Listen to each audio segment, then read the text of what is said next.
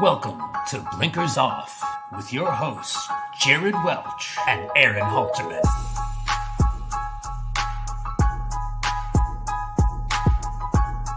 Hello, what is up, everybody? I'm Jared Welch, he's Aaron Halterman. It is Thursday, October 23rd, and we are back-to-back days, Halterman, for Blinkers Off. What's up?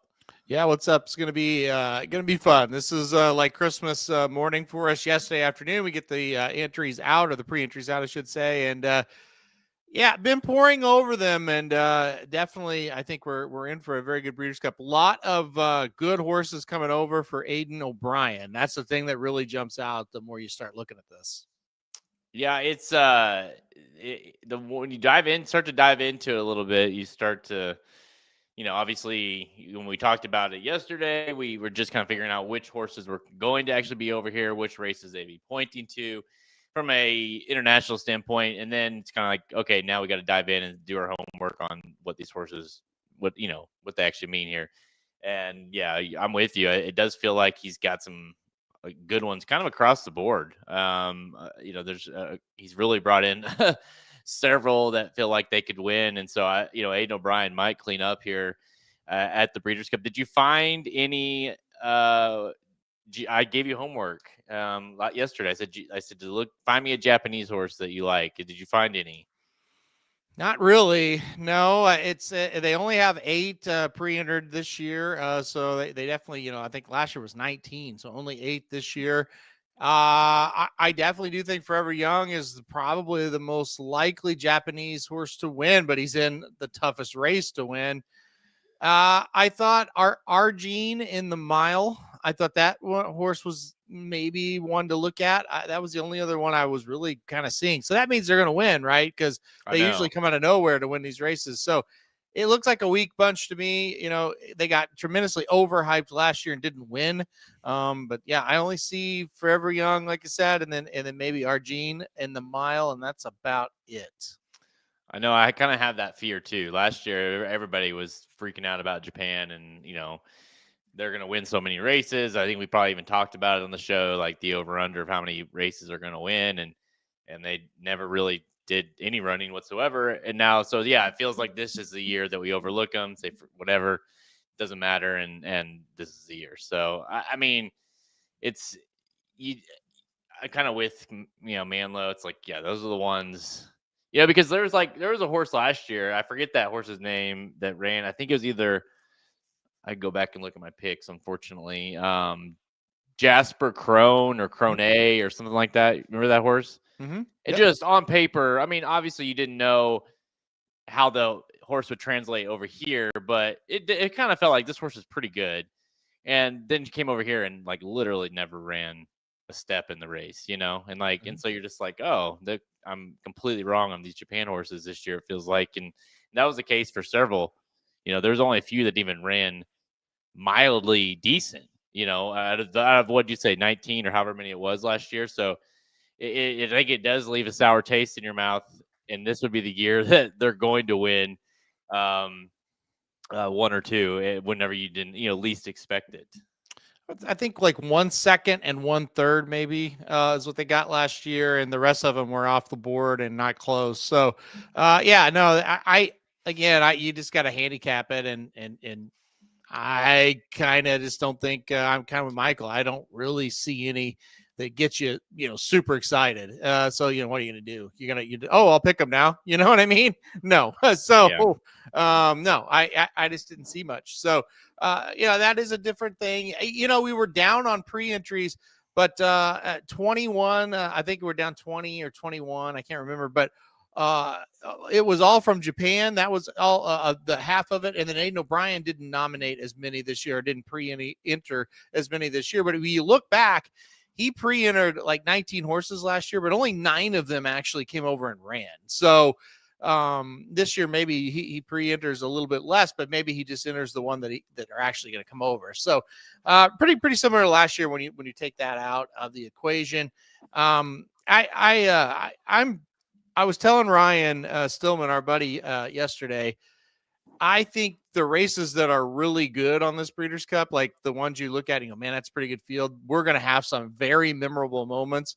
And then there are, let's say 2 to 4, I will guess, races where it's like, that doesn't really feel like a Breeders' Cup race. You know what I mean? So we'll see, though, when the entries finally come out, if there's something different to say. But overall, I think it's a very top-heavy Breeders' Cup that's got some just tremendous horses coming over for some of the races.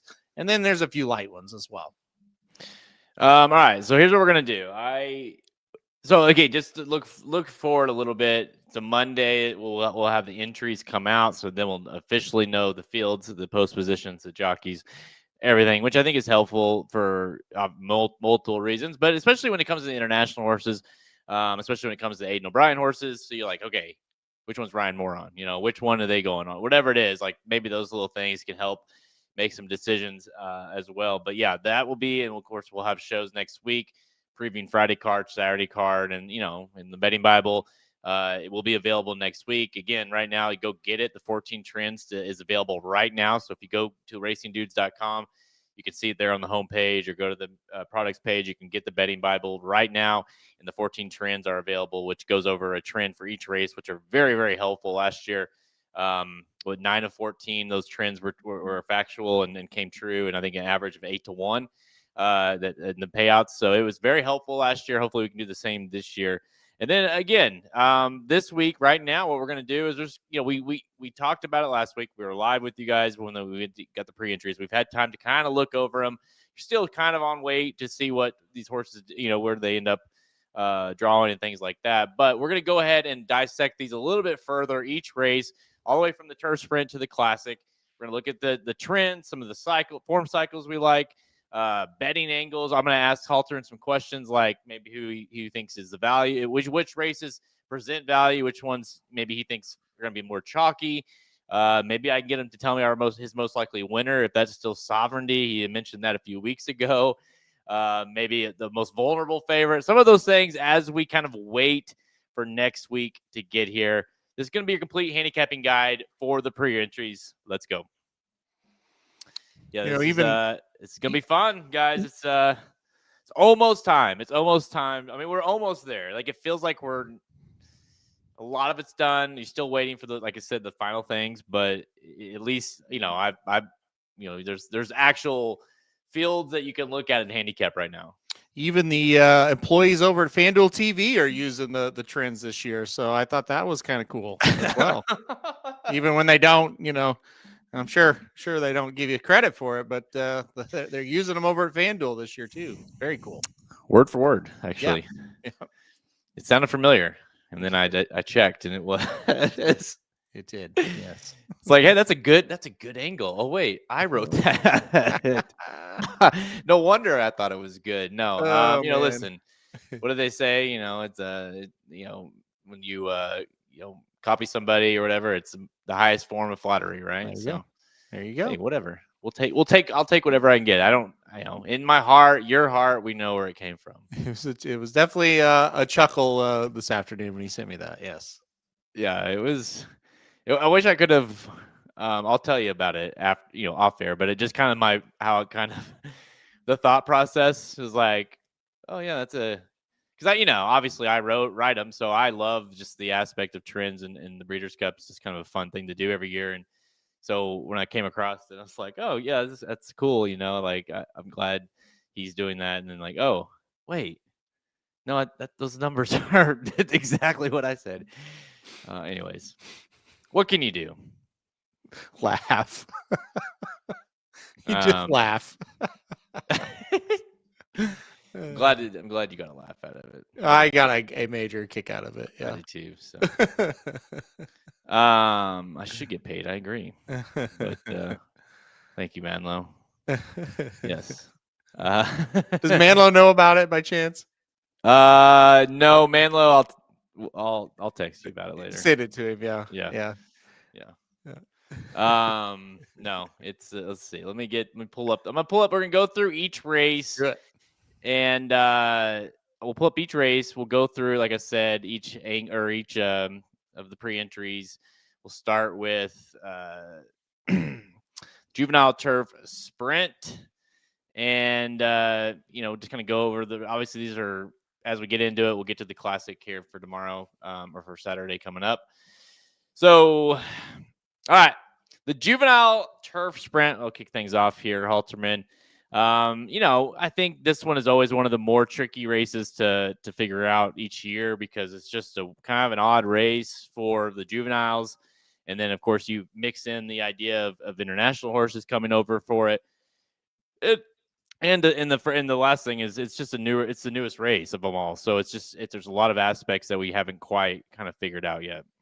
Yeah, absolutely. And I think this is the one race, even though, some European runners have come over here and ran well in it and won it. I just feel like this is the kind of the one juvenile turf race where you go, I don't know, maybe American horses can win because we are really fast out of the gate. And sometimes that's what you need to do. I mean, a lot of times that's what you need to do in sprint races. But look, I think the big thing is True Love, the Aidan O'Brien runner who has been extremely good and a Group 1 winner. At the distance here is coming over. And I think that's definitely a big time, big time thing. And I think that's going to be the horse to beat when I look at it. It can, like Schwarzenegger for Wesley Ward, can he match up? Lina Liu, the Gulfstream kind of runner, can that one match up? So that's going to be the big question. And I think when this race started, you didn't see a lot of European runners. But boy, now, I mean, I look at it and go, okay, yeah, True Love, kind of like that horse. Havana Anna, yeah, no, kind of like that horse. European runner. Brussels, European runner. And it's just like, holy cow. Military Code, Mission Central, both horses that I think have a chance. European runners, Aspect Island. I keep going, and it's like I'm 5 or 6 deep before I get to a United States horse that I like. So it's pretty crazy how this has kind of changed, and we've seen it change right before our eyes. Yeah, I mean, I think at one of the factors or one of the kind of general ideas when it comes to not just this race but some of the tougher Breeders' Cup races every year that you got to handicap. It's like at some point you have to make you got to make a decision, and like you said, like how it's almost like either going to go True Love like short at all, or if not, that's single.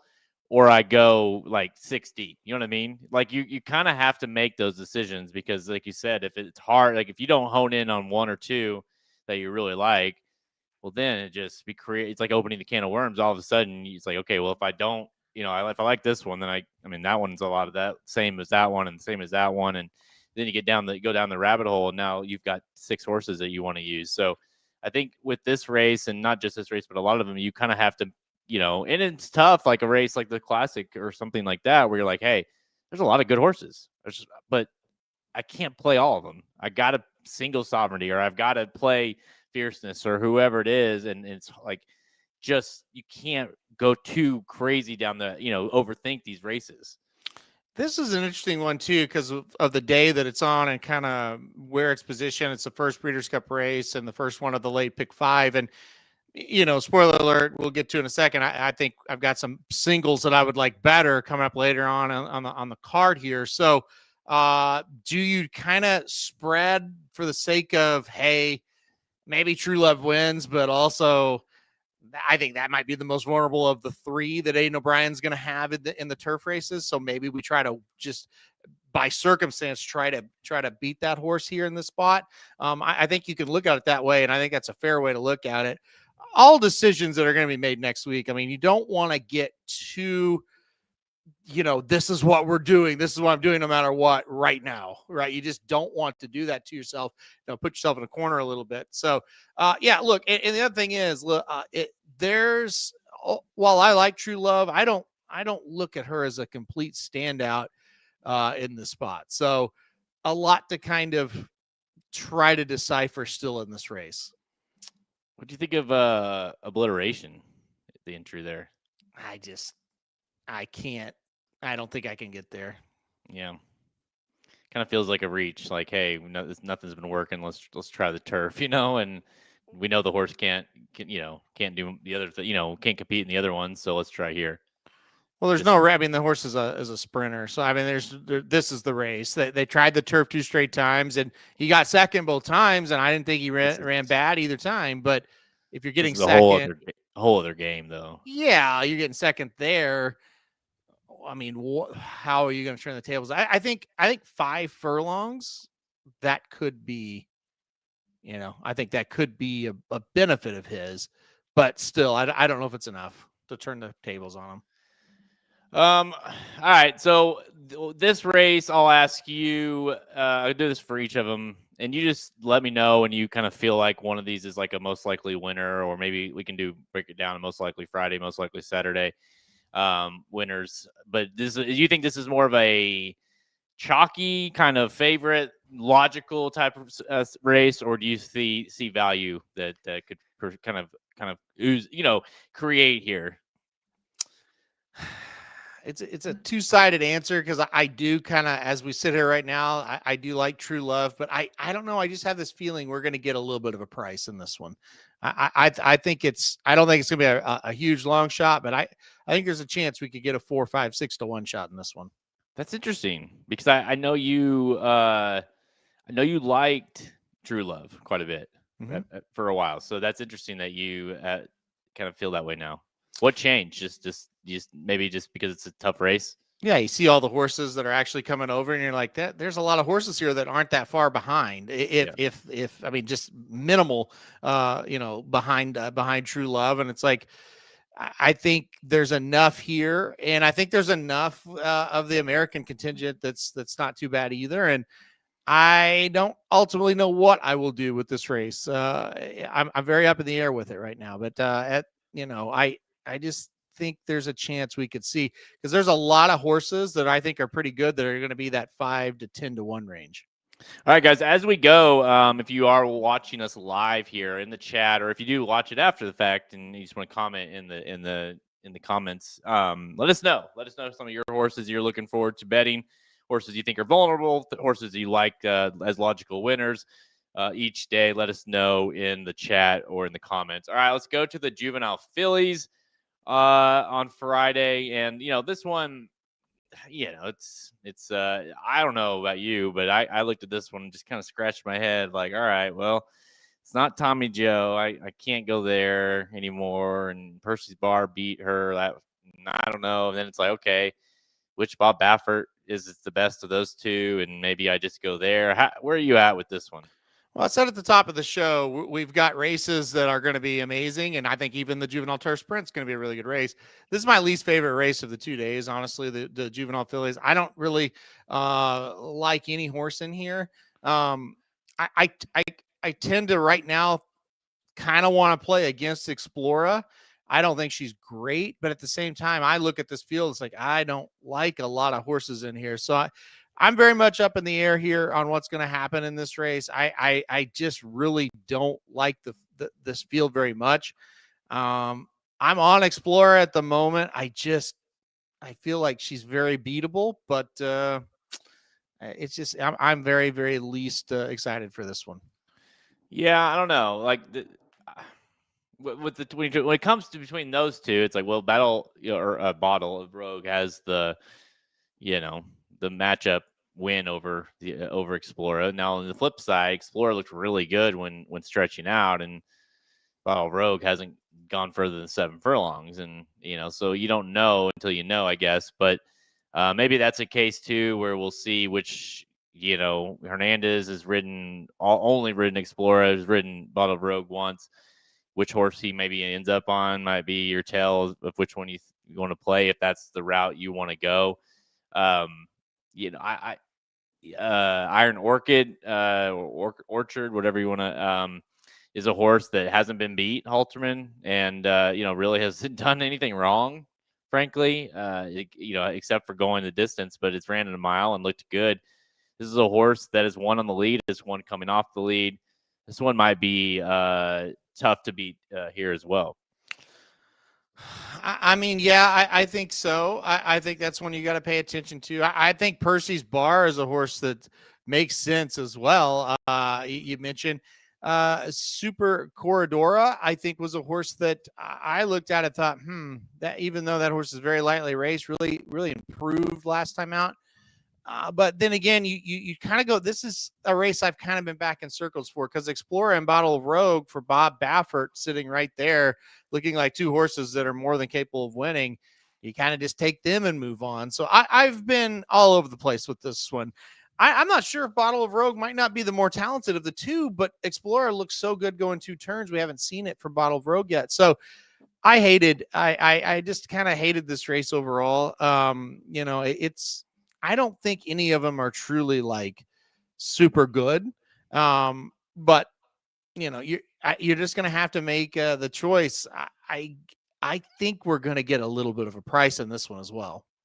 So this one, I guess you kind of answered that one. Definitely not a likely winner or a logical winner, and certainly not your best play of the day by any stretch, I'd say. Mm-hmm. So, all right, let's go. I'm with you. Honestly, where I stand today, I'm probably on one of the Bafferts. I hate this race though too. Yeah, I really do.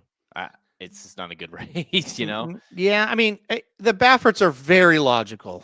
Very logical. So, but, I mean, it's not like that, and you made a good point to this the other day. It was like, I don't remember which horse we were talking about. I think maybe the horse in the Classic, maybe. But you're like, prior to that race, if I would have mentioned his, like I said, oh, where's so-and-so, you would have been like, who is that horse? Don't even know that horse.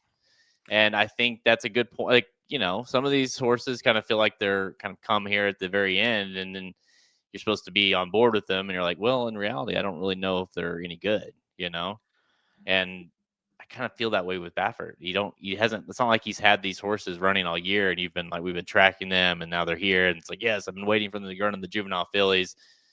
It's just, you kind of have this, well, it's Bob Baffert. He tends to win with these kind of horses. I don't know. So I'm with you. Let's move on to the next one. Let's see. Stop sharing. There's got to be a better way to do this. Just real quick, the thing I really hate about a lot of the Bob Baffert runners is you have to play that guessing game. Are we healthy or are we not? Right? Like Bottle of Rogue, why did you skip the last round of preps? Brant, why did you skip the last round of preps? Seismic Beauty, why haven't we seen you since the summer at Del Mar? Nisos, we know why we haven't seen him. Yeah, that's public knowledge, right? So all those horses I just mentioned look really good on paper, but it's just like, are you healthy and are you fit and ready? I hate playing that game. That's the toughest thing to kind of decipher. So I mean, you look at both juvenile races, and even Brant is gonna. I mean, his first race is gonna stand out, right? His fillies here in the juvenile fillies are gonna stand out. Nisos and Seismic Beauty stand out analytically, huge in their races. But let's play that game, Jared. Okay, are they 80%? Are they 90%? Are they 60%? How good do they have to be to beat those fields? And do we trust that they're ready? Do we trust that they're healthy? I don't like races like that and handicapping horses like that, but you just have to take a guess on that. Well, and I mean, we'll get to his race on Saturday, but Nisos is a horse that, to that point has kind of backtracked his way into the race, and that's a scare, kind of in a nutshell is the issue, right? Because it's like, okay, well, we know Bob Baffert's a great trainer. We know he can win Breeders' Cup races. He's one of the best to ever do it, if not the best. And when his horses are in the race, they tend to be live. But at the same time, how do you know if they're going to be 100%, 80%, 75%? We know, these ownerships run these horses to get them, to try to get them their sires improved and to get better stud values and those things like that. And so obviously that's the goal. And you don't know that they're in the race because they think they can win, or, hey, let's see what happens kind of thing. And Manilo's right. He said you have to play that game at short odds too, which makes it tough. And that's it. Like Nisos and Seismic Beauty are going to be short. And it's a situation where if they can repeat kind of the races we've seen already them do at Del Mar, they're going to win, I mean, fairly easily, in my opinion. They also could run last. How many times have we seen it? A horse isn't quite fit or ready and they don't run very well. They can make you kind of look silly one way or another. But I always kind of err on it's Bob Baffert and just kind of assume they're going to show up and run their race, but that's not always the case. So a little bit nerve-wracking, but anyway. All right, the Juvenile Phillies turf you can see here on the screen. They also have there's two more. La Villa Lumiere, which has got second preference in the Juvenile Phillies for McCarthy, and Celebrity Warrior for Todd Pletcher. Another one that's just is tough, but you kind of have to start with. We're getting to the point now of the racing on Friday where you start really looking at those international, or / Aiden O'Brien type horses, and then you kind of work backwards from there. It's like, hey, do I think Precise, or do I think Beautify, or whoever is the real deal? Like, and if I do, then you don't really need to look any further. If you don't, then that's when you really have to dive into the race. Yeah, it's Precise for me here. Best bet of Friday. It will be Precise for me. Looks a lot like Lake Victoria last year. I think will come over here and run a lot like Lake Victoria as well. This horse has won 4 straight races, winning Group 1 races back to back here. I couldn't poke a hole through Precise. Last time out ran at a mile and 1, which is the same as this race. So, Precise for me. Best bet of Friday. This is the horse to me, the most likely winner for Friday. Lost on debut and hasn't lost since. That was in July, and then has rattled off 4 in a row and done so, fairly convincingly, including the last effort, which was a Group 1, was very, very good. So I'm kind of with you. This one feels, and I think it helps, that we don't have, it's not like we have a lot here just to dig, to be like, well, if it's not her, this horse might bring up a challenge. I just don't know that there really is. It's not like we have any super Chad Brown or any super, even the other international horses that look like they can compete with Precise. Yeah, that's part of it as well. That was kind of part of it last year as well. When Lake Victoria came over, I didn't like the field to begin with all that much. And then you put her in here and it looks good. Like, I think Beautify, the other Aiden O'Brien that he has pre-entered here, I think Beautify looks good. I got that horse in second, currently. You look at the Time to Dream and Imagination, the lady, those are horses coming out of that Keeneland race, the Jessamine. I've kind of got them in the mix a little bit, but I wasn't overly impressed. Time to Dream kind of had a little bit of a rough trip, but it wasn't awful. Imagination, the lady, was okay. I have them. I do have a Japan runner listed here, Switch in Love. I thought that horse was kind of interesting watching some of her races. But again, the more I looked into the other horses, the more I just kept going back and thinking, I think if Precise just shows up and runs a race, I just don't see her losing in this spot. I just think she's the class of the field. We're not very strong in the United States category in this field this year. So I kind of think this is her race to lose. All right. So this one you are saying is very much, logical, and obviously you're saying as well that could be your best bet of the Friday card, correct? Right. Correct. And that's not something that you thought right going into it. You're more leaning towards the juvenile male side, correct? Well, yeah. I also kind of depend on who came over, I guess. Yeah, I had no idea the Precise was actually going to come over until kind of right before the draw. So I didn't expect that coming in. But look, Lake Victoria last year was my best bet of the entire Breeders' Cup, and I didn't know she was coming over until kind of late in the game as well. So I just look at this horse. It's like, oh yeah, that reminds me a lot of her. Now that doesn't mean she's going to do it. They're different horses, obviously, but they just look very similar, and they're up in spots that seem kind of similar. It's just like, yeah, there's not a great horse, and I don't hate all the horses in the race by any means. And if she's not in it, then it opens the door. But it's like, boy, if she runs her race, I really don't know who can compete with her. And that's kind of where I just kept going back to.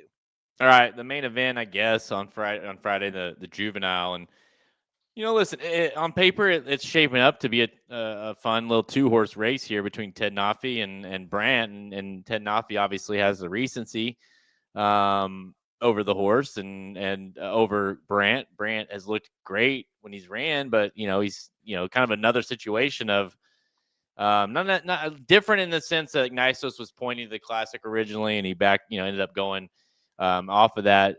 this is a horse that obviously was aiming to the juvenile all year, but didn't necessarily get here the way they probably wanted to, meaning they didn't run in all the races they were hoping to run in preparation for the race. So obviously we love Ted Nafi. What do you think? Where are you at with Brant, I guess is the best way to ask. Yeah, I am high on him like everybody else. I do see his kind of issues with the paddling like everybody else. It doesn't bother me quite as much as it does other people. I just kind of look at this and go, you know what? Ted Nafi has that proven form around 2 turns now. He has 3, exceptional races in a row, getting better with each start. And I just have to go with Ted Nafi at this spot at this time. I think Intrepido is kind of interesting. I think Desert Gate is a little bit interesting.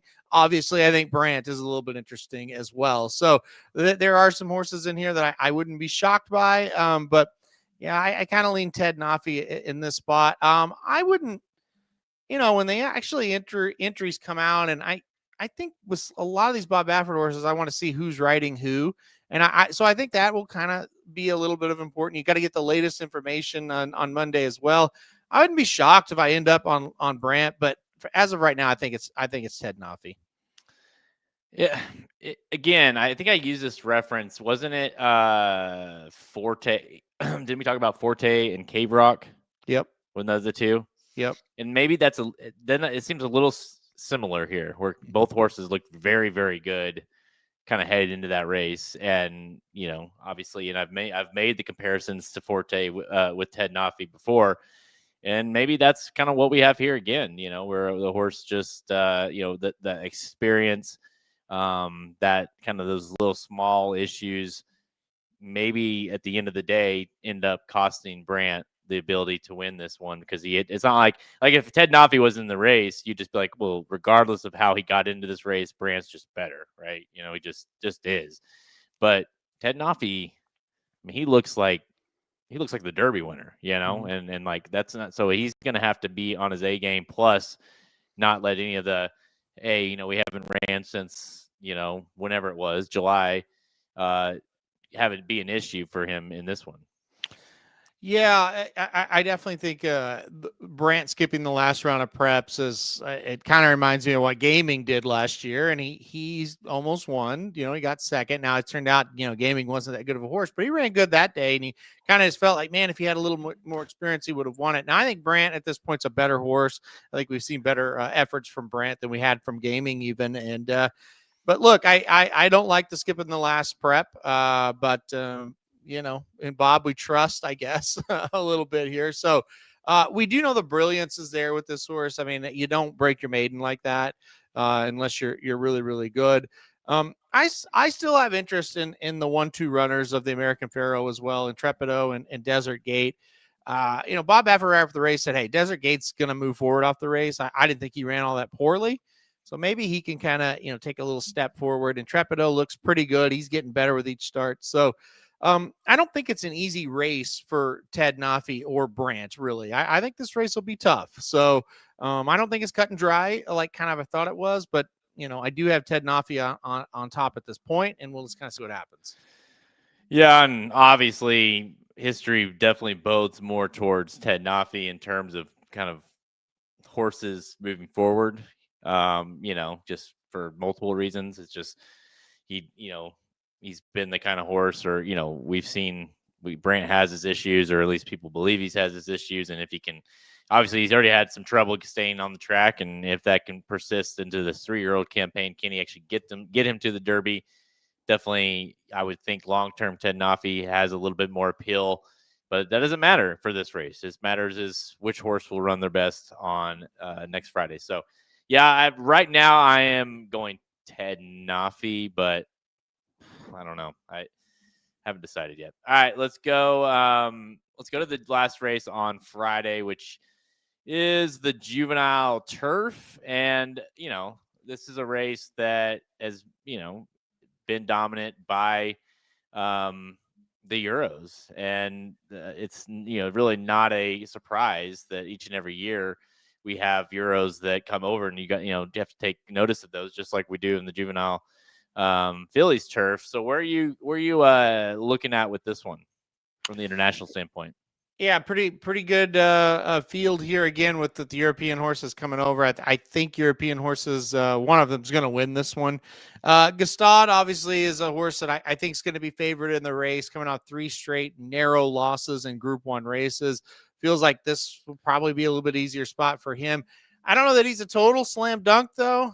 You do have 3 straight losses, like I mentioned. So even though he's running against good horses, he didn't get the wire first. So that is something you kind of look at.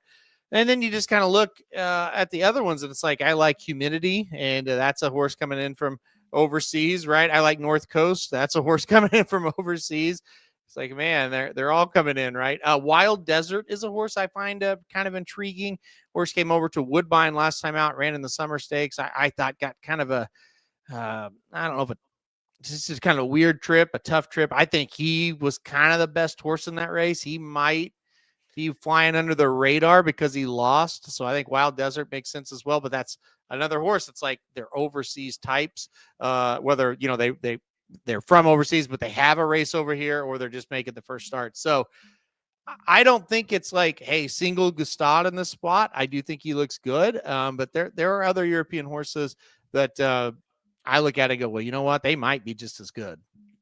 Yeah, I mean, listen, as good as Gstaad might be, the reality is he hasn't won a race since June. So it's not like he's been flawless. Now, they've all been seconds, and they've all been in Group 1. So there's your kind of back and forth there. Those have all been going shorter at 7 furlongs. So, Brussels is kind of the other Aidan O'Brien that's interesting. Another horse that hasn't stretched out, and another horse that hasn't quite pulled through in the Group 1 races. So no matter who you go with, if it comes between those two, you're kind of still trying to just figure out if, which one is best. And I do think that it's going to be another one of those cases where, we got to figure out, okay, which one is his best, which one's Ryan Moore riding, or whoever, is Zach going to tell us the answer of which one you want to play from that standpoint? What about the U.S. horses? Is there any case that you can make for any of these U.S. horses? I mean, is a horse like Botas, however you want to pronounce it, Miguel Clement, who's been just unbelievable this year, taking over for his late father. And do you think that, maybe a horse like that could pull through here and win? Yeah, just real quick, Ryan Moore he's injured, so he won't be riding. It'll be Christoph Simeon who will be riding the major horses there. That's right. I forgot he got hurt. Yeah, so that'll be the kind of the top jock. And of course, I would imagine William Buick will be over for Appleby. American horses, Argos ran pretty well to beat Wild Desert, so that's certainly one. Botas is a horse that I thought ran very well last time out, winning the Pilgrims. Yeah, I think that one's in the mix as well. Hey Nene, I think, is a horse that's been kind of winning the local, or won the local race at Del Mar for the 2-year-old turf horses. The problem with all of them, it's just these international horses, you watch their replays and it's like they got a bigger turn of foot, right? And so I would not be shocked if the 3 horses I mentioned, one of them wins, but they just don't look quite as good when the international horses come over and you start looking at them head to head. And I don't think I'll play any of them, to be quite honest. So are you leaning more logical then from that reason? Just either whatever Euro you're going to end up going with, you think it's a logical one? I do too. Yeah, I do. Okay. I think it's going to be 1 or 3 or 4. Those 3 or 4 that I mentioned.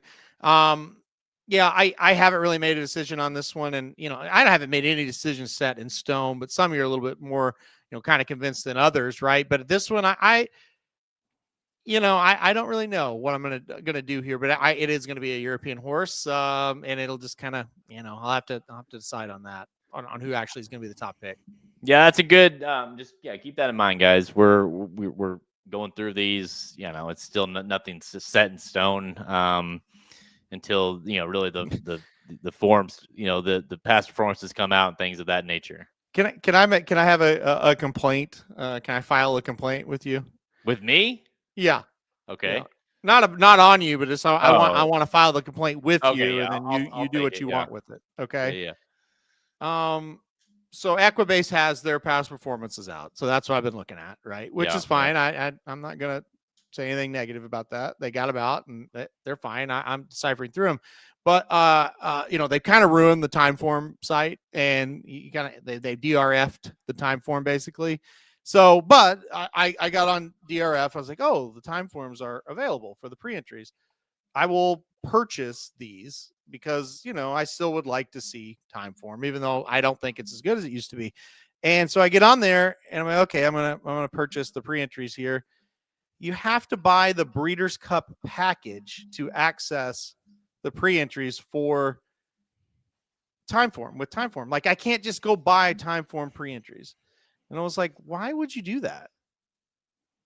So you have to buy. You have to I buy don't want the their workout Cup reports, and I don't want their guides or anything. Like, I just want these past performances.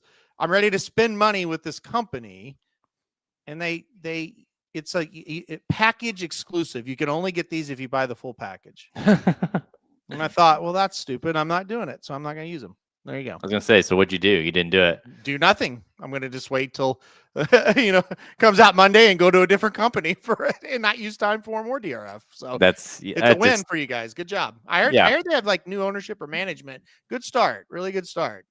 Clearly, they're trying to squeeze out all the money they can for some reason. I mean, it's like, what do you do? It's so horse racing though. We have a product that's really cool and we love to use. Like, what do we do? Well, let's just make it impossible to use now.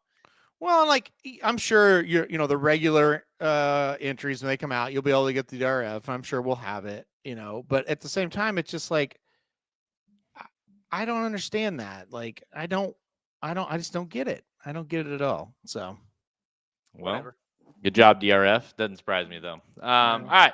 Let's move to Saturday racing. I did log that away, by the way. I filed it. So thank you. Yep. Anything else? I'll be Toby for you. I have a whole stack of DRF pile. All right.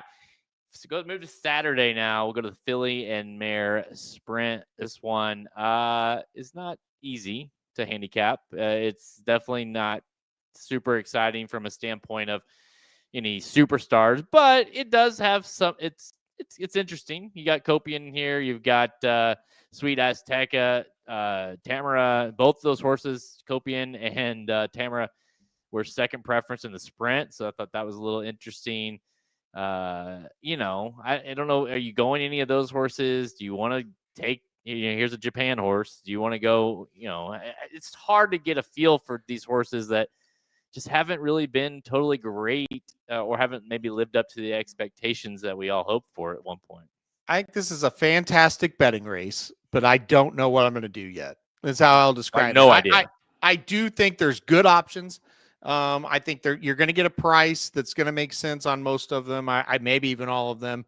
I can't decipher what to do yet as far as the betting goes. That's where I'm at right now. And look, you're listening to this and we don't have the entries. We don't have the jockey assignments, the post position, anything like that. Obviously next week I'll have an opinion, but it's hard right now. I don't know. I don't know that I fully trust Copian or Sweet Azteca. I kind of like Hope Road. I think that one makes a little bit of sense to me. I also could see like a pace meltdown, crazy type of situation. And something wild like Zelos wins the race. You know what I mean? I could see that as well. So I'm all over the place right now with this one. All right. So hear me out. Is there a world where you can get on board with Tamara? Here's the thing. Okay, hear my case. I'm with you. I have no idea how I'm going to do this race yet. But here's the case for this horse. Obviously was very good, or at least believed to be really good. Faltered big time in the Breeders' Cup. Obviously had issues, had something happen, and really was, I guess that was 2 years ago, in the juvenile, and then really never was seen again, and then came back a year later, was okay, then came back again after a long layoff. And this time, this was just earlier this month, looked awesome. Mm-hmm. And, that was at Santa Anita, but looked very good. Like, kind of looked like her old self. So if you get on board with, hey, this horse was once really good, has had several issues, as it's very clear by the past performances, maybe he's got her back to what she used to be, if not better. I think it's possible, and I think it's possible to use her. I kind of made a face when you talked about her because I don't really know what to do with her. This kind of reminds me of a Baffert runner that we talk about. It's like, man, nowhere to be found. Is that horse still going on? I mean, what's going on with this horse? Still in training? Shows up, runs great, and it's like, okay, can we do that again against Tougher? Can we even match that again? Second off of, I don't know. I don't know the answer to any of this stuff. So, I think she complicates the race, no question about it. I think there's, a lot of horses that just kind of complicate this thing and make it tough. I'm excited to watch it. I think that we could see something nice because at times, a few of these horses have really been kind of stars, right? I just don't quite know if I'm going to say, hey, let's take a short price on Copian and roll with it because I think her absolute best race is the best. Or you could maybe say that about Sweet Azteca as well. Or am I going to go, you know what? Let's try to go a little bit different. Let's try to go with 6, 8, 10, 12 to 1 shot here that still makes sense and still has talent that you can get to easily. So I think it's a great betting race. I think it's going to be a fun race to watch unfold.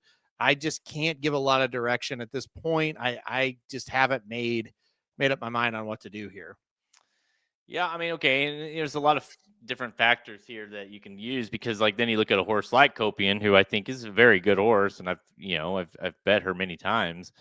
They've kind of been all over the place with her in terms of where they're running her and where what distance they're going to run her. She lost to Sweet Azteca, at 6.5 furlongs, which is obviously this one's 7, but then they try to stretch her out, and if you really like Seismic Beauty, well, she ran her ass off against her and she lost, but that was obviously going longer than maybe she wants to. And now she's cut back. And so now she's there where she belongs.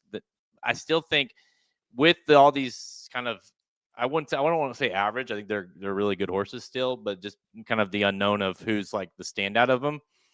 It is going to provide, like you said, a really good betting opportunity with whoever you like, whether it be Splendora for Baffert or Tamara or Sweet Azteca, Copian. They're all going to be, all those horses being in the race. They're going to provide each other some sort of floor from the betting standpoint. Yeah, and I totally agree with that. And so like Patrick Christie goes, it's Sweet Azteca, and this is why I pause to just go all in on the horse because okay, we're preparing for it last year. We look like we're going to be a big favorite in it last year. Just didn't have any kind of effort in a race at Santa Anita in October, the final prep. Yeah. We didn't see the horse until July of this year. She looks great. Saw her again in August of this year. She looks great. Haven't seen her since. Disappeared for almost 20 days from the work tab as well. She has issues, right? Her absolute best race, absolutely. She looks like she'd be super tough to beat. She has problems. You don't just lay horses off that are this talented. So that's where you have to, she's one of those horses. You have to play that game. What are we going to get? Because if we get the best version of her, yeah, I think she'll be really tough. You also could get a version like you saw on October 5th of last year. And that makes me like hesitant to put all my chips in the basket there of that horse. But you can say that about a lot of them, right? We kind of talked about Tamara, one race since November 24th or November 15th, of last year. She's ran one time. It was a great race. She has one race in a year, right? So how do you trust her? You look at Copian.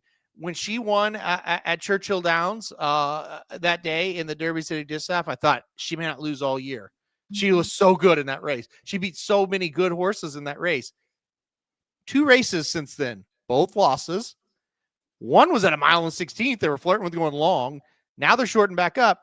We haven't seen her since August 2nd. You don't lay off really great horses, guys. That's kind of my point of why I don't know what to do. Who's healthy? Yeah.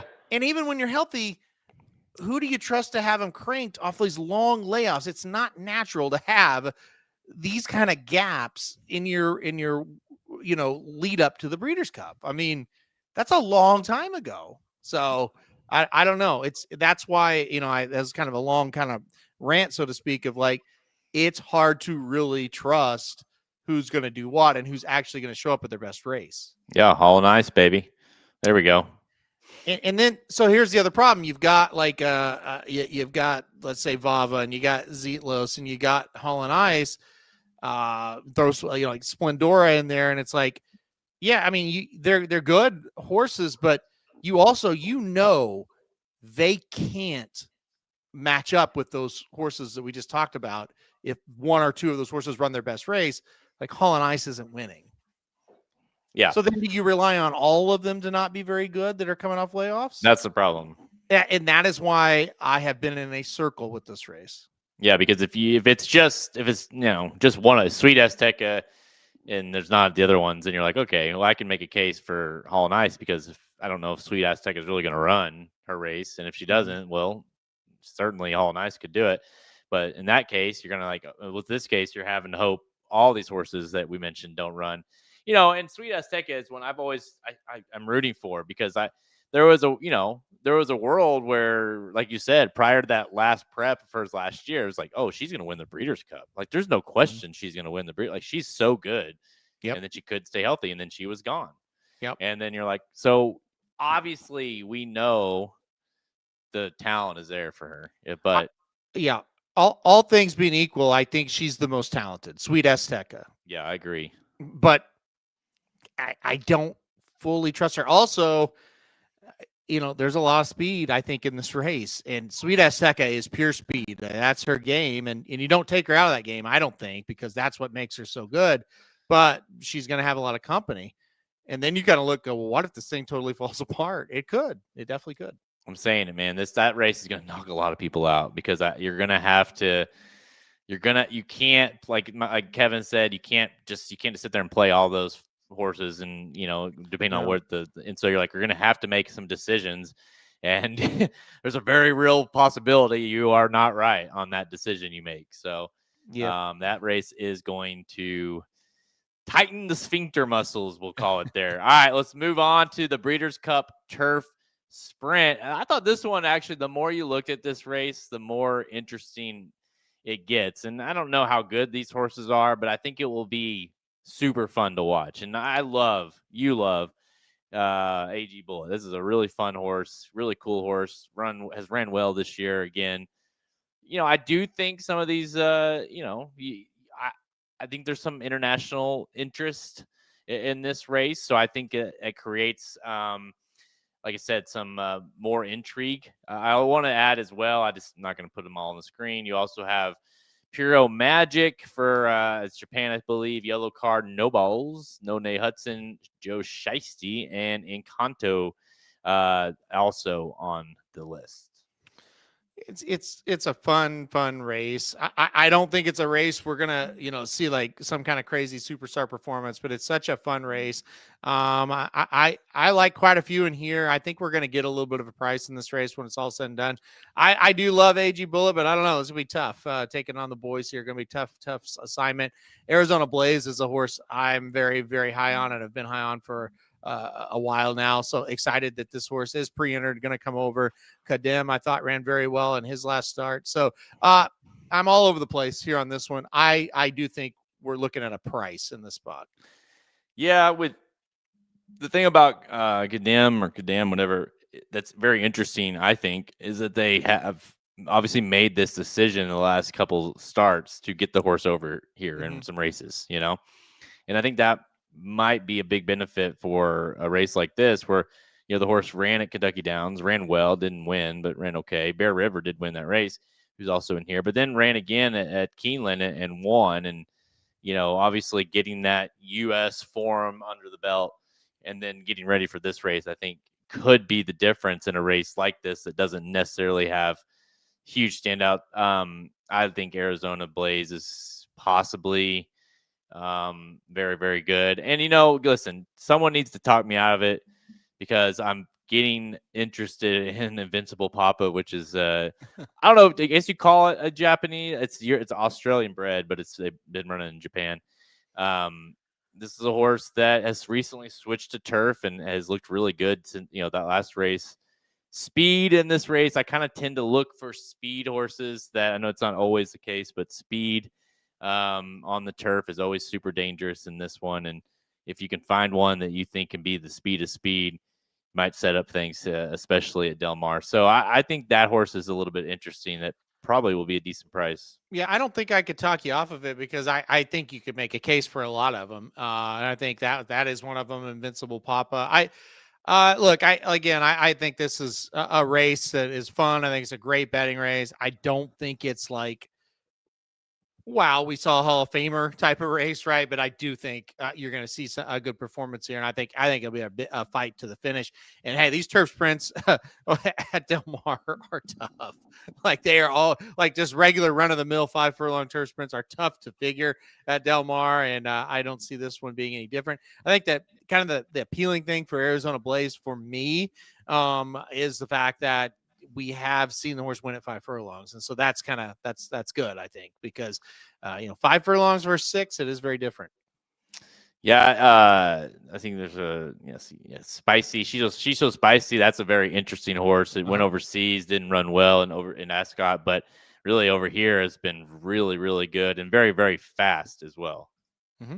Yep, absolutely. And a horse that, like I said, probably not going to be, intimidated, has been running in good races and winning good races. So, and like I said, that's one for here in the United States that I do think makes an impact in this race. Yeah, this has been an interesting race obviously, like I mentioned earlier, from the trend standpoint. It's been tough to find like a really valuable trend. Speed has not always come through. Like we've had good speed. Golden Pal comes to mind, and then we've had situations where it kind of, like you said, Daniel, they kind of burn each other up, and then it creates this kind of insane result. And so it has been over the years. Favorites have won this race just 5 of the 17 editions. With average winning odds of 14-1. So, I think it is one of those races. If you can get yourself there or figure out which horse you're going to use or which horses you want to use, I don't really have much problem here playing against, AG Bullet or whoever that ends up. I think, will that horse be the favorite, you think? That's a good question. I think so. I think that's David Aragona, I believe, from had that horse favored. Of course, he doesn't make the morning line, but he makes the morning line kind of in advance here as far for DRF publications. And I think he had AG Bull as a favorite. I'm not sure on that for sure. One thing I will say to people talking about, speed and watch a race from last year, speed didn't do very well. You never know how this turf course is going to play there at Del Mar, but I will say overall, I don't think you want to be close to the front. I think you kind of want to come from out of it in the turf race or the turf course there at Del Mar. But keep an eye on that. That changes, year to year. And we'll kind of, by this time on Saturday, we'll kind of have a better idea. All right, let's go to the sprint now, the Breeders' Cup sprint.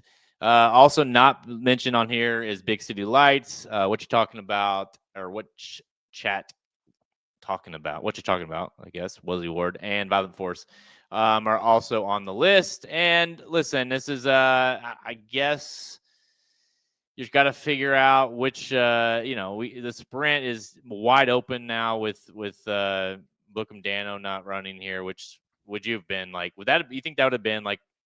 I mean, no doubt about it, horse. Yes. I mean, right? Yes. And the fact that he's not makes the race just way tougher. I don't know how much you want to play imagination here, or really any. I mean, where are you at with this one? Because this one's not good. Yeah, no, this is one of my least favorite ones as well. I would rank it just above the Juvenile Fillies. I just don't know. I hate that. I hate that Bookham Dano's not here because it just kind of feels like, boy, that's the top horse in the division, and then he's not here, and that kind of sucks. So I'm on Mulligan I'm looking at right now. Lovesick Blues is the horse I'm looking at right now. Nakatomi maybe. Can Straight No Chaser bounce back? Those are kind of horses I'm looking at the moment, but I just I don't know. I don't like this one very well. Ben Tornado, Christopher mentioned, that's definitely one that I'm thinking about as well. Looked really, really good in his return race. So I am not married to anybody though right now. This looks very good. I don't know. Looks very weak in my opinion. Yeah, I guess I don't know, man. I don't even know where to start. Mulligan, if he had ran better in the forego, it might give you a little confidence that, because, it's like, hey, well, Bookham Daniels on in here. What's the next best thing? Well, it's Mulligan because he continues to get second to him. But, I think I read that Mulligan's done after this race, which is always not a great sign for me when they go in. It's like, hey, we're already locking it up. This horse is done after this race. Like, oh, you're just basically, this is like your swan song. And so I don't necessarily love that angle as well. Imagination, sure. Like, I mean, he could win, like, 'cause it's Bob Baffert and that's what he does. But I just have 0.0% interest in playing that horse at any price short of like 10-1, and he won't be that. So, I don't, honestly, this is the one race on Saturday anyways that I'm just like, I don't have much of a feel for at all.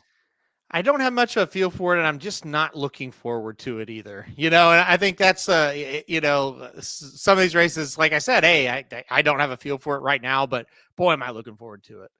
Yeah, I mean, it'll be entertaining, I guess. Yeah.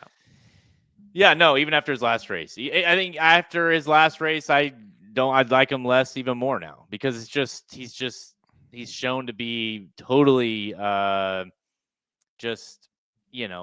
you can't depend on him and imagination. I don't think he's very good, and I don't know where that race came from. I wouldn't count on him at what will be a short price. I mean, short in relative to what I think he should be.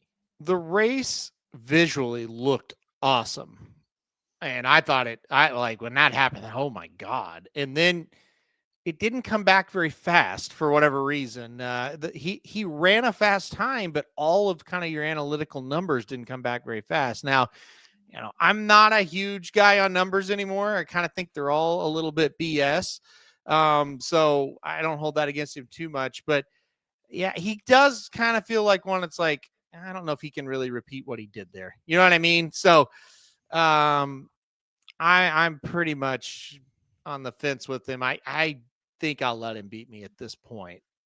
I'll say this, not that there's actually doesn't feel like there's much speed or real speed in the race anyways, but if you do like a horse that you believe is going to try to go gate to wire, just forget that and toss it, because it doesn't happen in this race. It just doesn't, unless your horse is elite, and there is not an elite speed horse in this race. So keep that in mind when looking at the Breeders' Cup Sprint. I think you and I can both agree there as well. That doesn't feel very logical there, although it could be one of those races that a quote unquote logical horse wins just because the rest of them kind of suck. Yep. All right, let's go to the distaff. This is a fun one, Halterman, although not necessarily the best distaff we've ever seen. Seismic Beauty, for Bob Baffert, logically going to get a ton of play here, and probably deservingly so. Nitrogen, probably deserves to be bet pretty hard here. But again, another one of those cases, man, where it's hard to get a feel for who someone you really like here. Absolutely, it is. I to me, it's like you just roll the dice and go, okay, Seismic Beauty, are you ready to run off this long layoff? Are you feeling good? Are you healthy?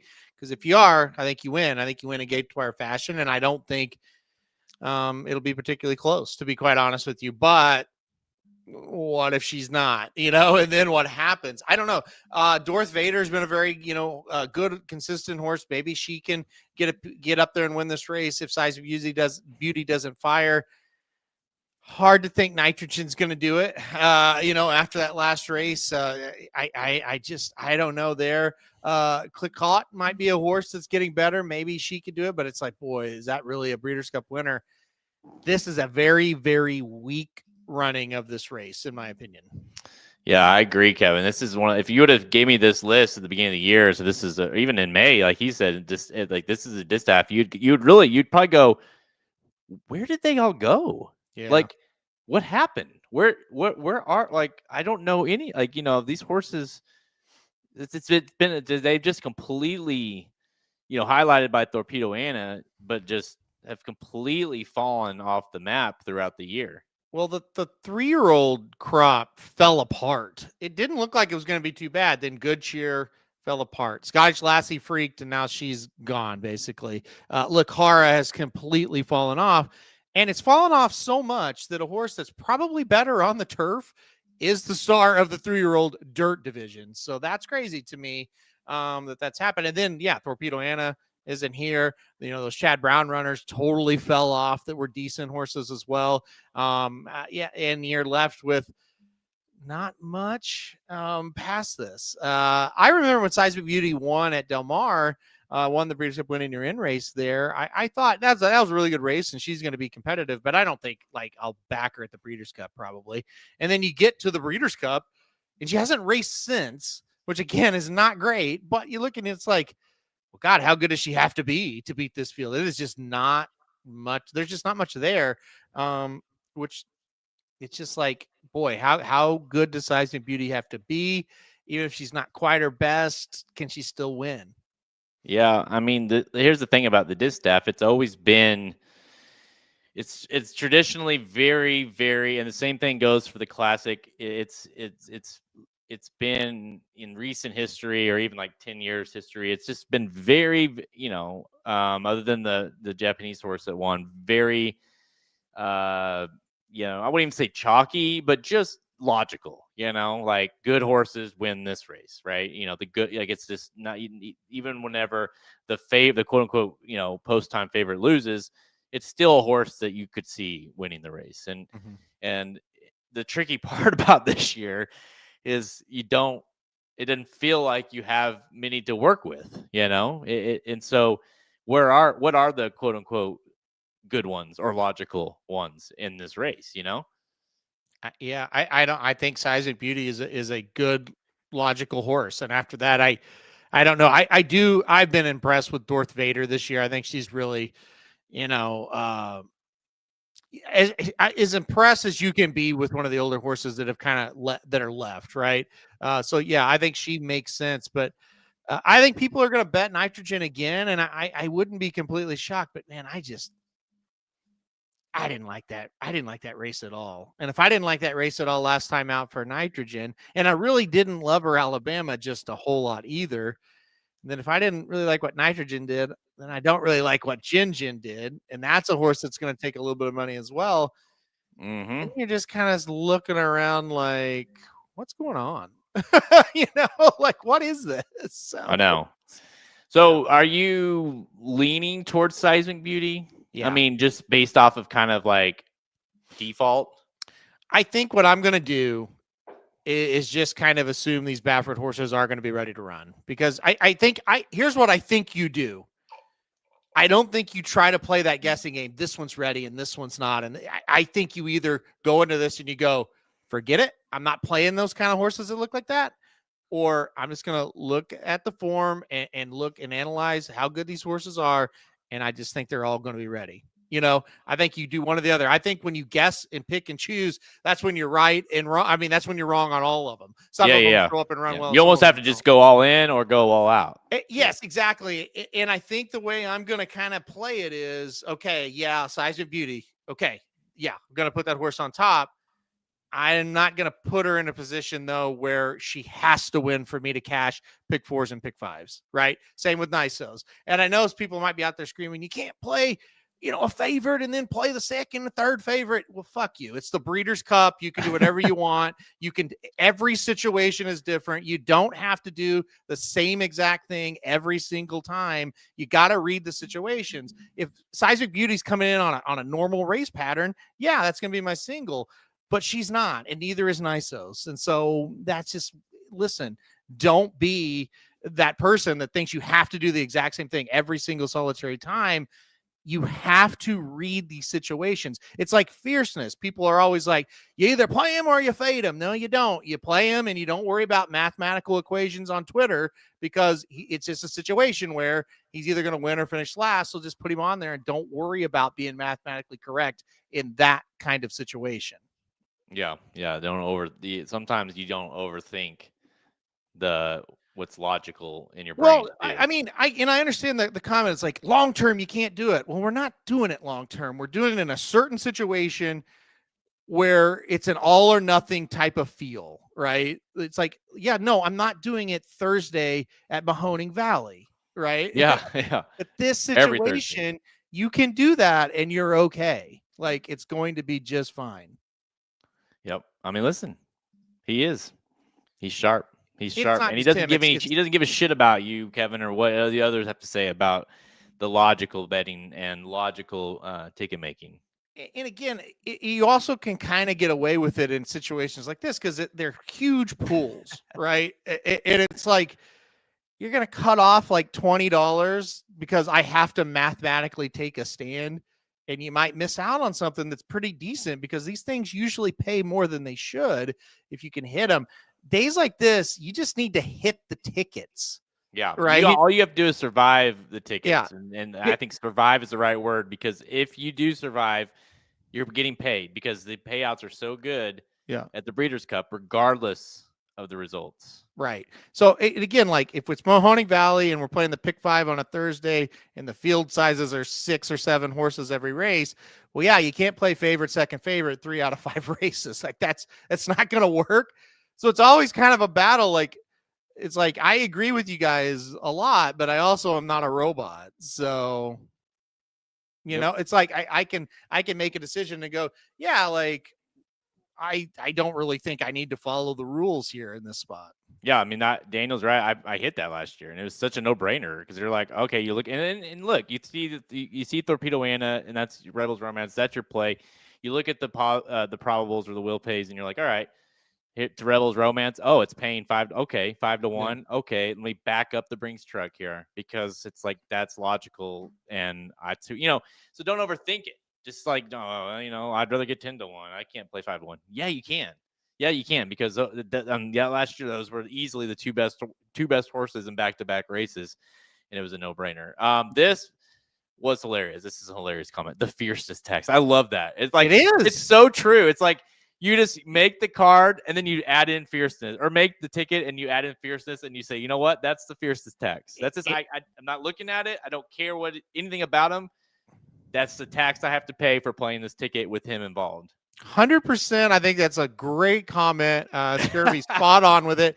And in my opinion, guys, there's an ISOs tax this year, and there's a seismic beauty tax this year, and there might be a little bit of a Brandt tax this year, although that's not quite as egregious. He did run in September, but these other ones, and we kind of talked about Copian and Sharp Azteca. That just kind of might be the tax, right? And again, I know somebody's screaming at their screen. You can't do that. You can in these kind of situations. You just can. So basically, you're saying it's the Baffert tax. It's not. It's just. I mean, you got to play Baffert. I mean, if you want to have an honest conversation on Bob Baffert right now, for the last 3 years, that's kind of been what you've had to do with a lot of his horses. Like, the patterns of their races and when they run and when they don't has been wildly erratic. So yes, would be my answer. Yes? Question mark. All right. We are going to move on to the turf and the classic. But first, let me pull up this for you guys, because now is still the time. If you guys haven't done so yet, go over to stablestakes.com and hit that button, beat the dudes. We have 7 days left. It's free to play. If you guys weren't on last week and saw the promo, there's a video out there on the promo. What's going on? $10,000 in cash prizes, $2,500 grand prize. We have an active leaderboard. You can go check the leaderboard where you stand. Literally, someone's in first place right now for the $2,500. It ends in 7 days. It ends next week, so we have 7 more days left. It's continuous. It keeps going. So even if you've missed out or you haven't joined yet, you can still get in. You can still compete. The prize pools go up. They're on the bigger days, so you get an opportunity to cash in. Even if you, like I say, if you've missed the first couple of days playing, $2,500 to win, $1,000 and for second, and $500 for third. It pays out like an insane amount. Like it's $10,000 in prize pool. So even if you get 20th place, 50th place, there will still be payouts. It's all free to play. It's a new company. It's a new service. It's a fantasy horse racing game where you're betting with, or you're using sires, you're using trainers, and you're using jockeys to build your lineups each day on these cards. and then see how you perform. Again, they're giving you money to play for free, so you don't have to be you don't have to put a card in or anything like that. You just sign up, you get your free entries, and you play, and then you can possibly win $2,500 if you win the grand prize. So it's really that easy, and I encourage you to at least go check it out or go watch the video at racingdudes.com or go just search on our YouTube for stable stakes, and you can learn more. Halter and I are playing. The whole team, I think a lot of our fans have been playing. If you haven't done so yet, go over to stablestakes.com and learn more. Halterman, how did you do? You said you played the other day. How did you do? I didn't ask how you performed. I don't think I've ever even been close. So far. Shoddy knows she's good at it because every time I look, she's like top 5 on the leaderboard. I'm like, I don't know how she's doing it because I play max entries every time, and I can't really sniff like the top 5. Mm-hmm. So I don't know what. There's got to be there's something I'm not doing. But that's what's fun about it. It's very strategic. You handicap, or in a sense, like, hey, I think so and so is gonna have a good day or whatever. But at the end of the day, it's like daily fantasy stuff where you're just saying, you know what, these are my budgets. This is what what their cost. I got to build my lineup using set amount, and hopefully I get them correct. So. Yeah, I've only done the one entry. Hold on. Let's see what I did here today. Horseshoe, Indianapolis, I was 76th out of 117. So that's good. And Belmont at the Big A. Belmont the Big A. I was 28th out of 111. So there we go. And what's cool is you got, I don't know what feed you got back. So what it is, you get feed. It's called their feed, which is like their currency, essentially the fake currency, which is what you get when you sign up. It's free, and then you play, and it costs you a feed, and then you can win these payouts. And the person with the most feed at the end wins the $2,500, and you get payouts even whenever you don't. When you get like 15th place on a day, you're still getting like $2,500 in feed. So the payouts are very good. The more you play, even if you don't hit that top 10 or whatever, you still get it. You're still adding to that leaderboard. I got $2,500, or not $2,500, 2,500 feed or whatever you want to call it. So there you go. Yeah, Kevin, you're right, and I think that's cool that you guys both big gamblers, but like when you play this, it's a little different. It makes you think a little bit different, and you don't have to sit there and be like, oh, I didn't handicap today's card, or I didn't have time, I can't play it. You can just pop in a lineup real easy, and then it gives you something. We're all degenerates. The next thing you know, you're like, shit, I got to watch this race. I'm watching this race, and you're more active throughout the day. So stable stakes, go beat the dudes, go challenge us if you haven't done so already. All right, Altman, the turf. So this has been a big talking point. I feel like one of the bigger ones of the day besides the classic. Mini Hawk being here for Aiden O'Brien, choosing this race over the Philly and Mare turf, and then it's like, okay, well, Rebels Romance is the threat, although it is a good race. Can Rebels Romance do it 2 years in a row, 3 years total for him? What do you think? I mean, is this is uncharted territory where he's trying to do in this race. Well, it's going to be a showdown here. Mini Hawk versus Rebels Romance versus a couple others that aren't too damn bad either. So this is going to be a great race.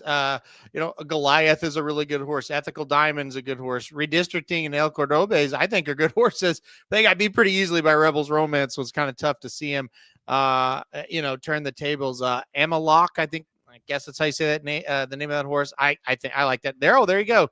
Nick Miller mentions it there. I like that horse quite a bit as well. So I think it might be as easy if Mini Hawk shows up with the best race. They may not be able to beat her. If she doesn't, because let's face it, that arc was a tough race on her. If she doesn't show up with quite her best, I think it doesn't just be, hey, it's going to be Rebels Romance and everybody else. I think there's some horses out there that can compete. So I kind of, when I started this, thought it'd be a 2-horse race. The longer I looked at this, I think there's 4 or 5 that got a shot to win right now. Do you think, Mini Hawk or Rebels Romance will be the favorite? I think it's going to be Mini Hawk. Interesting. Again, David Aragona, I believe, had Mini Hawk at, I don't know for sure, but I believe, I know had the favorite. Mini Hawk is the favorite. I think it was, I don't remember. I better not say, but he did have Mini Hawk as the favorite. Yeah, I mean, I've kind of gone into it. A lot of people, you're hearing, oh yeah, that was one of the worst arcs of all time. That arc sucks. It's like, well, okay. I mean, it's still Philly that a 3-year-old, by the way, Philly that almost won the arc. So I don't know. I mean, I thought it was a pretty damn good performance from her. And I think, like I said earlier, yesterday, a horse that would have won, or I mean, would have probably won the Philly mare if they would have gone that route, and they decided to run here. And I know it's a bigger purse, and I get that, but I just think it says a lot, especially with Rebels Romance being in the race for them, because listen, what winning that race, it's probably pretty close, right, based on purse, but like getting second in this race doesn't pay as much as getting first. You know what I'm saying? And so if they're going to go win a race, they'd probably want to go win the Breeders' Cup race with the fillies and mares. And so if you're running this race, you're choosing to run here, knowing obviously that Rebels Romance is going to be in the race along with others, right? Yeah. I mean, that's kind of telling. I had a funny conversation with Mike Somich earlier today because he doesn't really follow like the news. Like he's just, okay, now here's the paper. Now I know who's running. I'm going to handicap it. Like he doesn't like look ahead really, unless of course it's the Derby. And he goes, Mini Hawk, what are they doing? Like I could go to the Philly and Mare Turf and be 2-5. Like why would he do this race? And right? I just started dying laughing. I said, welcome to like my last 2 weeks. Yeah. We've only been talking about which race she'll run in for 2 weeks. Right. Yeah, exactly. He didn't have a clue. And, and again, he doesn't need to. He's handicapping day to day. And he doesn't worry about them until they enter, basically. Right. And it's funny, though. He kept saying the same thing you're saying. He's like, this has to tip the hand that they really think a lot of this horse, because that is an easy win in the Philly and Mare Turf, in my opinion. And she's here, and this is a lot tougher. I was like, I know. Yeah, exactly. Again, welcome to our thoughts last week, because it's like I was, part of you wants to see Mini Hawk in the race because, it's great for racing to have a showdown with Rebels Romance and whatever. But the other, like the easy side of it, you're like, oh, please run in the Philly mare, because I won't have to even second think that one, and then Rebels Romance probably be the pick in this one, and now they're running, like, oh shit, okay, now I guess I've got to try to make some decisions here. But you mentioned obviously a lot of this talk is going to be on Rebels Romance and Mini Hawk, but you mentioned that you don't think it's as simple as those two. Give me a few others that you think could shake things up. Gold Phoenix, I'm seeing a little bit in the chat. Gold Phoenix has been very good.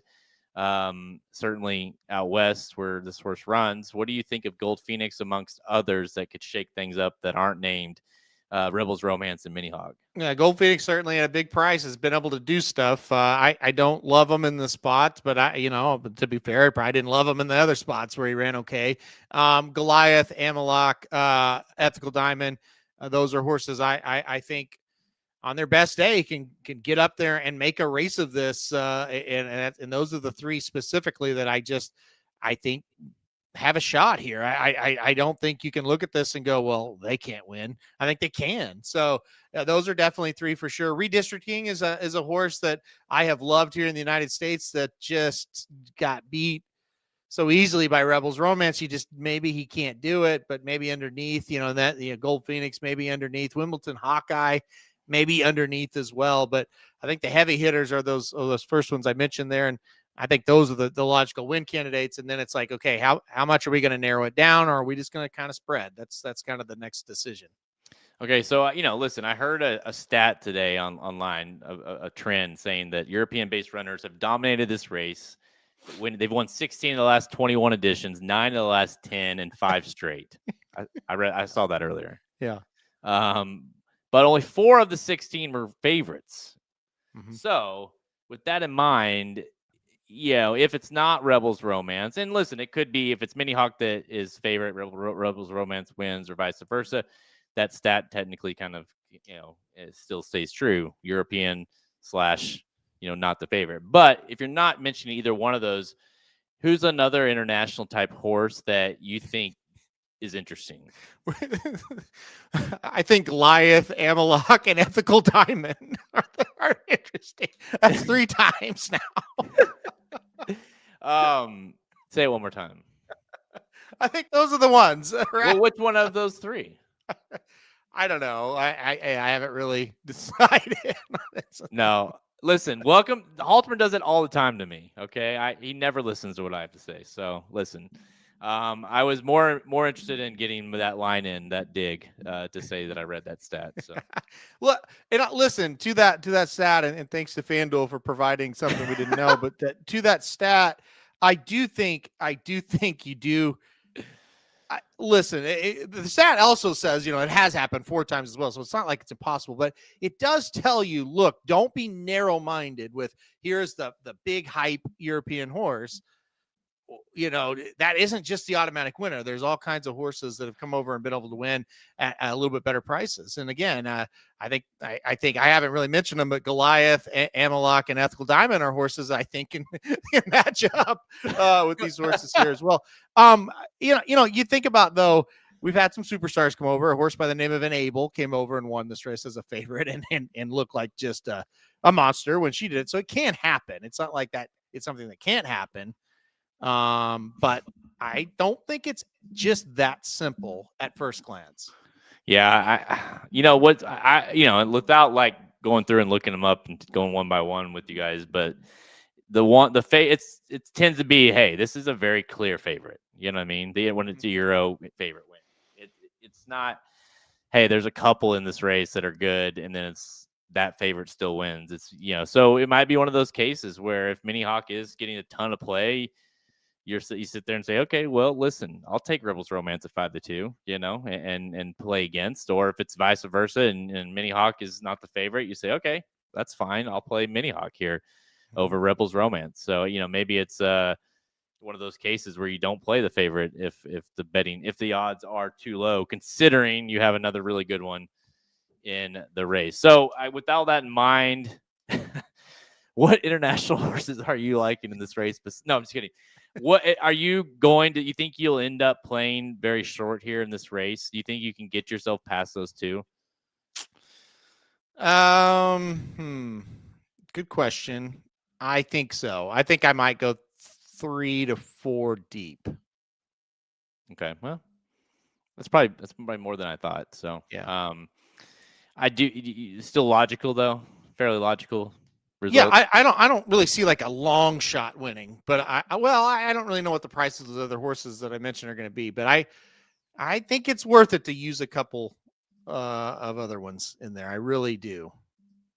All right. Main event of the weekend, main event of the day. This is of course the 5 or 7 million, I guess now, Breeders' Cup Classic. And listen, this really doesn't need much of an introduction at this point. Sovereignty facing the elders. He's facing Journalism, who's got a new jockey now. He's facing Bieza again, but he's got to go against Mindframe and the defending winner, Sierra Leone. He's got to go against Fierceness, Forever Young, the Japanese contingent.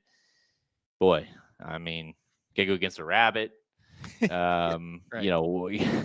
Anything changed with you on this one? You obviously have had more time to look at it. We know these horses, we've seen these horses. You don't even have to, you know everything about every one of these horses in this race. I'm not sure what could change, but has anything changed for you? No, not really. I still am on Sovereignty, pretty big time here. I'm still the most scared of Fierceness. Mindframe grows on me with each passing day. Sierra Leone's still kind of a factor, obviously, as well, winning it last year. He's pretty good. It's a very interesting race. I was talking to somebody today that had they sent me a very passionate email about how Sovereignty. I saw that. Doesn't. Oh yeah, you saw that it was to both of us. So yeah, he was passionate about, which is great, and I love the opinion. But one thing I got to thinking as I was writing, I wrote him back and I said, I think back to the 2023 Breeders' Cup, which was won by Wida Barrio. It was a pretty good, he ran pretty good that day, but it wasn't a great race by any stretch. And I thought, Would Baeza win that race? I say yes. Fierceness is best. Yes. Journalism, yes. Mind frame, probably. Sierra Leone, yes. Sovereignty, yes. Like, that's the problem, right? Any horse you really love, you're going to be scared of a few other horses for, because this is an elite field compared to some years that we see. Like, remember the year like Mucho Macho Man won it, Fort Larn had won it. Like 6 or 7 of these would have won those versions, but they're all in here together, right? So, and I think that's kind of the thing. It's such an elite race. I understand the arguments for a lot of horses. It's hard for me to talk you off horses if you like them, because they're elite in the spot. One thing I also thought about a lot with this race, and the top 3 finishers of last year, are any of them any better at this point this year than they were last year? Oh man. I mean, I don't know about Forever Young. I agree. I do think Sierra Leone and Fierceness are slightly better. Okay. I don't. So, but I respect your opinion. But it's the issue is it's not when they peak, and it's way worse for Fierceness at their best. They think they're better, but they also are shown to be still the same inconsistent part. You know what I mean? Because even with Fierceness, Sierra Leone just hasn't, doesn't run enough. I feel like, but with Fierceness, it's like as soon as we thought we had him pegged, you know what I mean? It's like, oh, he's done. Like, he's got it. Yeah. This is the horse we always thought he was going to be. He's figured it all out. Went right back to the way it used to be. And now you're like, oh, okay, so I have no idea. But I do think his peak is, I guess, his highs and his lows, his peaks and his valleys. His peaks are higher than the peaks last year. That would be my case. Yeah. You might be right about that. Yeah, he's certainly a horse but he's always kind of been able to either freak or not run well. If I would have told you, hey, British Cup Classic winner Sierra Leone was going to win 1 of 4 starts in 2025, would you believe me? I would probably believe you, but I also would say, I would also say I don't. That sounds like he's something he would be, and I don't want to play him in the Classic again if that's the case going into it. So I think that's an issue as well. What about mind frame? Do you think he's better than he was? Yes. Last year. Yes. Mainly because he's healthy. I mean, if he's healthy, I think he is better. This is the fun thing with Fierceness and Penn State Scott 3607. I'm not making light of your comment at all. Okay. But here's what's funny about Fierceness. He's so the situation with how you feel about him is so based on what he did last time out. Right. So the comment is Fierceness is much better now in control versus early years. I don't think that's a bad comment. However, if you would have been on here after the Whitney, where a rabbit flew by him and Johnny Velasquez said he just started chasing the rabbit, and I don't know if that's bullshit or not, but that's what he said, and he runs poor, I don't think you say that, right? I think that's the thing. It's kind of a victim of, okay, what did he do last time? Okay, that's kind of how we feel about him. And then it's like, was he in control even last time? He tried to jump the temporary rail to start, So, like, I don't know that he's any different. I just think he's the same kind of crazy horse, Yeah, I think as he's aged and gotten older, he has just gotten better, because that's typically what happens with these good ones. With that said, I think he still has the mental capacity of an infant or something, because he just doesn't have it figured out. And I don't think he's in control at all. I just think he decides when he wants to run and when he doesn't, and no one really knows. And that is very evident by his trainers / owners, because that's what they don't know. They just run him in the races. And again, it's the Fierceness tax. We just kind of live with it. And and I'm not going to pretend. Anybody that tells you they think Fierceness is going to run well here has no idea. It's just it's just you hope he is, or you think he will, but at the end of the day, he will decide on that. Well, and again, not to make. I don't want to make fun of that comment, because I do think it's an okay comment. It's just like, I am the most scared of Fierceness for sure, no doubt, because I do concede, realize, and know his best race is it doesn't get beat very often, if at all, right? So his best race is still super, super scary. So some things like so the question mark of this race is kind of comes down to not just fierceness, but Sovereignty will be the favorite, and if you think Sovereignty can beat the fiercenesses, the older horses that you mentioned earlier, that's kind of in a nutshell. That's how you sum up the race. And historically, 3-year-olds have held their own in the race. They think they've won like 14 of 41 race of the classics.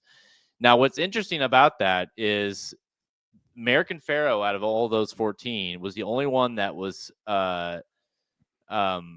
favored. He's the only one of those four. Oh, I'm sorry. The one since that won the Kentucky Derby also that same year he was the only one that was favored in the Classic. And Sovereignty will be that horse in this race. So it's really tough to be a Derby winner and a Classic winner and be the favorite in the Classic as well. It's not to say it can't be done. It just takes a really, really good horse to do it. Maybe he is, right? I mean, Sovereignty certainly looks like he could have been a Triple Crown winner. And so I think that while it's hard to do, and typically in recent years, it's been Bob Baffert doing it with 3-year-olds. Bill Mott now with Sovereignty. Do you have, is the 3-year-old versus the elders? Is that the only part that might give you pause with Sovereignty? It only gives me pause. It doesn't, for me, it has nothing to do with age, right? Like if the older horses weren't very good, then I wouldn't think about it at all. I think it's completely at this point. At this point in the season, I should say, I don't really think that's a factor. Just simply the age difference, I don't really think is a factor. What factors into it is it's not only older horses. They're really good older horses that finished 1, 2, 3 in this race last year. That you never see that coming back again, right? So I think that's where the problem. It's the talent level more so than the age difference. This is, in my opinion, and I like journalism and I like Baeza. I do think Fierceness and Sierra Leone are better horses than they are, right? So obviously it's a tougher race for Sovereignty. It's the toughest race of his career. And that's not even to mention Forever Young, who I really have no idea what to do with, So, it's not the age thing. It's not the experience thing. It's, I don't think any of that really makes a difference as far as Sovereignty is concerned, or even Baeza or journalism. It's just the fact that these are better horses that they're going to have to go prove themselves against. Yeah, and listen, what the one factor about, like you said, is you want to go back to the American Pharaoh or some of these 3-year-olds that I mentioned, winning this race is I guess it's all, you can argue it, but I don't know that they've had to face a field like this. I don't think any of those 3-year-olds had to beat the top 3 winners or top 3 of the race prior, last year. I think this race has just come back. I mean, and that's the one thing about this race, other than I think, really Nysos at some, earlier in the year where it's like, oh, he's going there too. This race is held together really nicely and it's really, really good. So he very well could be the goods, but he's going to have to show it because he's going to have to face one of the better classics we've ever seen. Yeah, that's very true. I feel like there will be a large contingent of people if Sovereignty loses, seeing like, see, he's not very good. And even if he runs like second or third, and you're like, yeah, look, he still is good if he loses. It obviously puts him in a different category if he wins the race. But it's not embarrassing to lose. If you lose this race, not just Sovereignty, if you're Fierceness, if you're Sierra Leone, whoever, and you lose, but you still run well, I mean, this is a very, very difficult race to win. So, I think that's just the biggest fear. Like, I really like Sovereignty. I think he's kind of one of those horses that you just don't see very often, don't see come around very often. He certainly could lose though, because this is an elite field. And again, I could sit here and say up to 6, maybe 7 of these horses, if it was one of the years that had a little bit more weaker of a field, they would have won that version of the Classic. That's saying a lot, in my opinion. So, thoughts on we talked a little bit about this yesterday when the pre-entries came out. Was it yesterday or Tuesday? That would have been I don't know. Wednesday. Anyways, whatever day it was. I think it was yesterday. We talked a little bit about that. What do you think about the jockey change, the last minute jockey change? Rispoli is not happy about it. He's voiced it out even online. What do you think about them booting him off? Is that true? Yeah. Oh wow. So he's not happy, huh? What did he No. do? You have the quotes? Because I'm not in that world. So I'll look it up. Hang on. okay, yeah, well, I'll talk about it first. I think it was a change that needed to be done. For anything else, just to be like, hey, it hasn't worked out when we've taken on Sovereignty a couple times. It didn't work out when we took on Fierceness. Let's just try something different here. Get Jose Ortiz aboard. Maybe he can get something out of this horse. I don't know that it'll work or not, but that's just kind of how I kind of look at it. It was time to maybe try something a little bit different. I kind of told Heather, my wife, last night. I was like, really kind of weird for me, a fat guy sitting in his office in Missouri who never ride a horse and never will ride a horse, to be overly critical of jockeys. I try not to be. Emotionally, I do get sometimes, and I am critical of them. But at the end of the day, kind of had some races we didn't get the job done. Maybe some questionable rides, the Preakness, obviously, and there was a couple others. So let's make the change and give it a shot. And I think it's a good decision. This is from, it looks like an article from idlehorse.com. I don't know. I'm not familiar with that news outlet, but he apparently talked to them. He said that was the hardest part, to have to tell my wife and kids that I won't be riding the horse. My kids cried for 2 hours. They just kept asking, why, Dad? Why are you not riding the horse? We have to look forward now and move on, not focus on bad things. Not much I can do. I have to accept it. I'm 37 years old, so when I was younger, this would have felt like a headshot, but now at my age, it just feels like a body shot. I can take it, but he's not happy with it. Has had a lot of quotes about it, and bringing up his kids crying about it is rough. Yeah, I'm not gonna say anything. So yeah, that's a weird. All that being said, I don't like that. Besides those comments, yeah, a lot of people are like, yeah, you just should not say anything at all. I was gonna say that to me, he just made it worse. But yeah, exactly.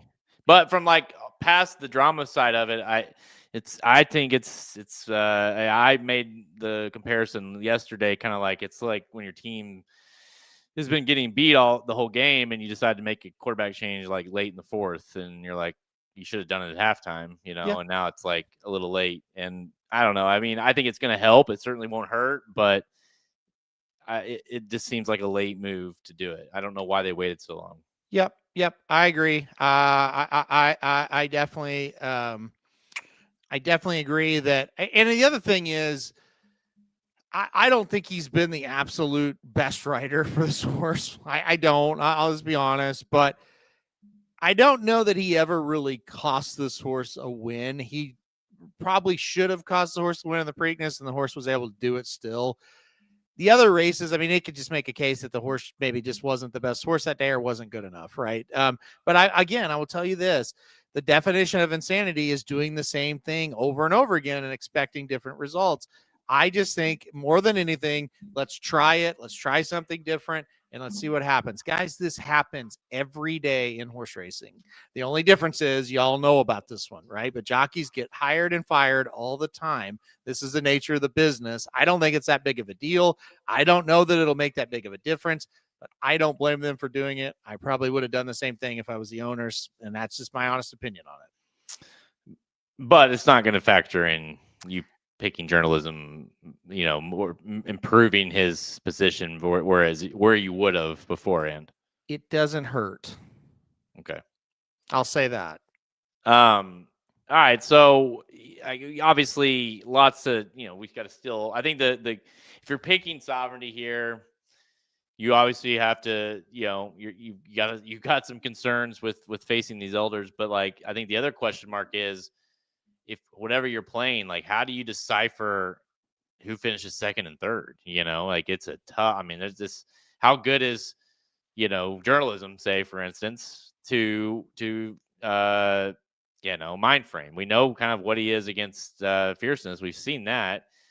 Is Bieza improved enough to pass journalism? Can he be better than him? And you know what I mean? So picking the winner is one thing. Trying to come up with the exacta trifecta in this race, I mean, I got to think that that's what's so interesting about this race. Even if it comes in sort of logical, quote unquote logical, it still feels like a race that you're going to get paid for because the pools will just be all over the place. Yep. No, for sure. And you're going to be able to, you're going to just have to make some tough decisions and roll with it and hope you're right. And this is a classic race where you could pick a horse to do a certain thing and they run extremely well and they do everything you think they're going to do and they just get beat by one, right? That's a little better that you thought, I didn't think that horse was better than this horse, but it just turned out to be the margin for error is 0 in this race, 0. You got to, everything's got to go well. You got to be, you don't have to be perfect, but you got to be close to perfect. So, I mean, you just got to make hard decisions and live with it. It's just such. I can't remember a classic where you can make a case and a valid case for so many horses. And then the person that's going to try to make a case against really can't poke a whole lot of logical holes against that horse. No, yeah. I mean, this could go a lot of different ways. Obviously, I like Sovereignty a lot here as well. I think if he runs his race that he has been, that's the thing. It's not like he's just barely winning races. He's winning them by margins, and I think going longer is like this long is the name of the game. So, I would say mind frame for me is like kind of the quote unquote value play of the race, because I do think he will be bet behind Sierra Leone, behind journalism, maybe behind fierceness, obviously behind sovereignty. So I think you're going to get every bit of 6 to 10 to 1 on him, and that creates some value there, in my opinion. So because I do think if the issue wouldn't have happened in his last race and he won, we'd be sitting here talking about, if it's not sovereignty, who's the favorite between fierceness and mind frame. Yeah. So I think they create some value there. Yeah, I agree. I agree with you as well. I think mind frame does have the value. It's just a matter of, we haven't seen him finish a race since June. And we've covered this a lot. That's just worrisome, right?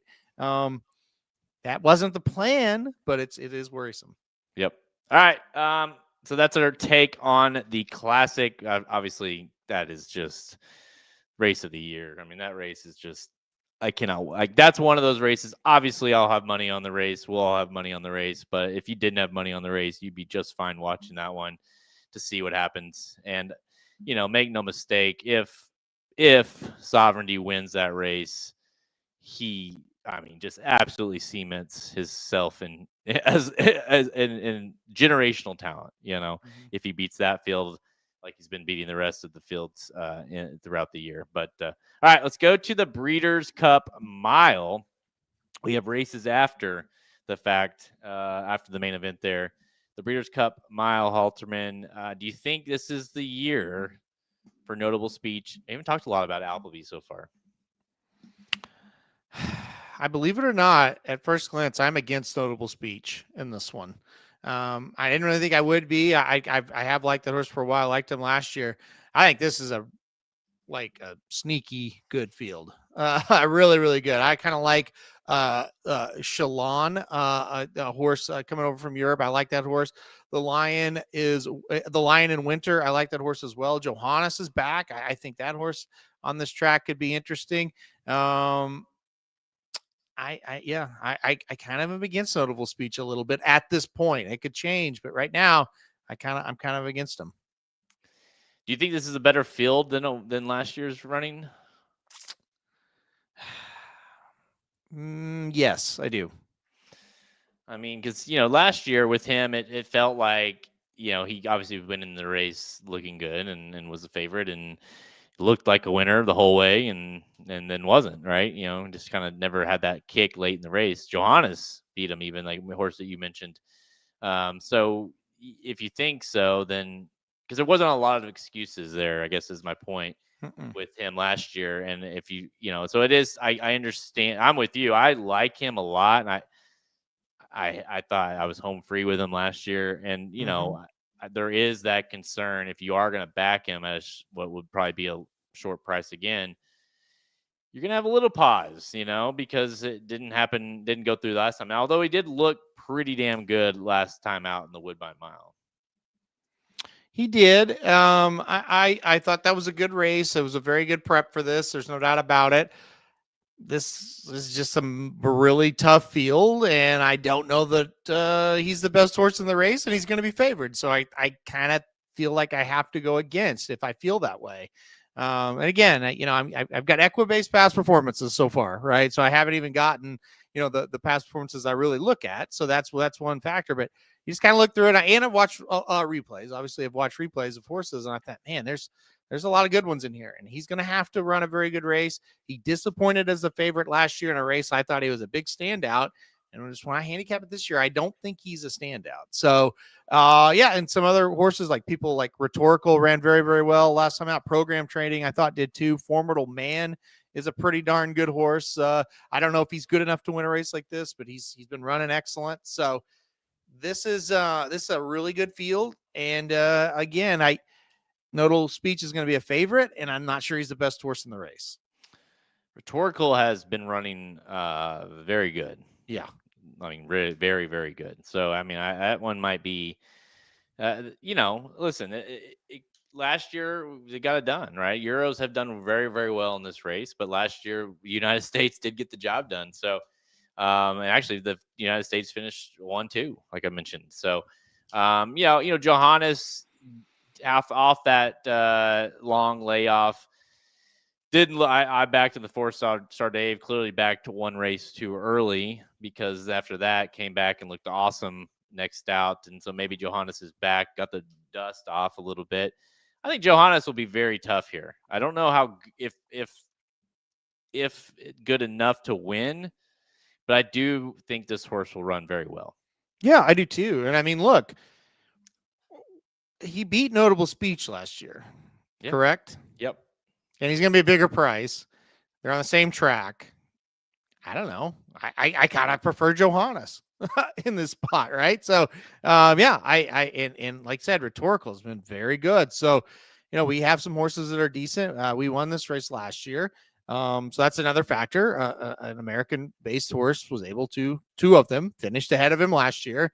I think the European horses are better this year in the race.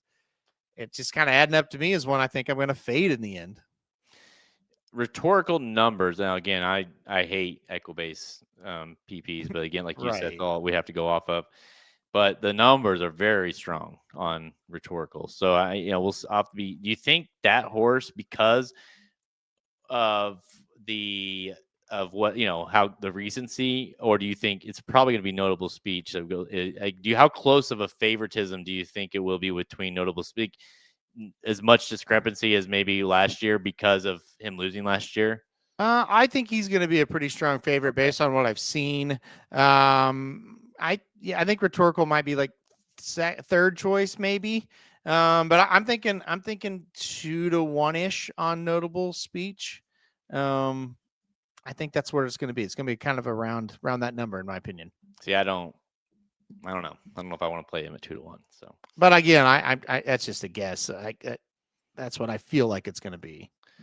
All right, let's move on to the Dirt Mile. We're about done, guys. Now this one, Nisos Tax, I guess you're playing. Is it Nisos Tax, or like, hey, I cannot wait to back Nisos here? Look, I think Nisos is one of the better horses Baffert's had in the last 4 or 5 years, in my opinion. I think he has huge talent. You look at the races this year; he's just been phenomenal. I think if he's healthy, I think he's gonna get this job done fairly easy. But it's a lot like Seismic Beauty. Is he healthy? Is he ready? Everything like that. That's going to be the question mark. Will he actually run? I think that's in question too. right? We just know that he had to stretch out of the Pacific Classic. They couldn't get him back in time for the Goodwood.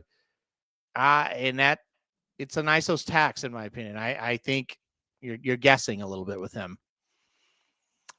Yeah, I mean, listen,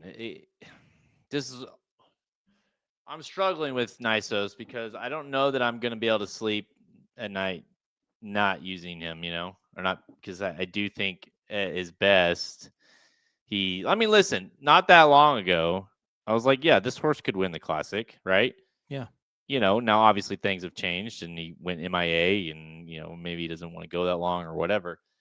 But there was a time period this year, not all that long ago, knowing what we know now still about sovereignty and things like that, we're like, hey, if there was a horse that could beat him, it might be Fierceness and it might be Nisos. And so, it's hard to be like, do a real complete reverse 180 and then be like, oh no, actually, I think Mystic Dan can beat him. You know what I mean? And so, I don't think Mystic. Yeah. But that's my point is like, yeah. So while it's concerning that he kind of backtracked his way into the race, Nisos meaning here, and he's kind of been, where the hell is he? Hasn't ran since July. If he's in the race, like Kevin said, if he enters the gate and he runs, that might be enough. Yeah, I think he's going to have to look. I think Mystic Dan is in a real good spot here. I think he'll have to run well to beat him. I don't think he can show up with no effort whatsoever, or just an average effort and win. I think he's going to have to run well. Or I think Mystic Dan or Full Serrano or horses like that can beat him.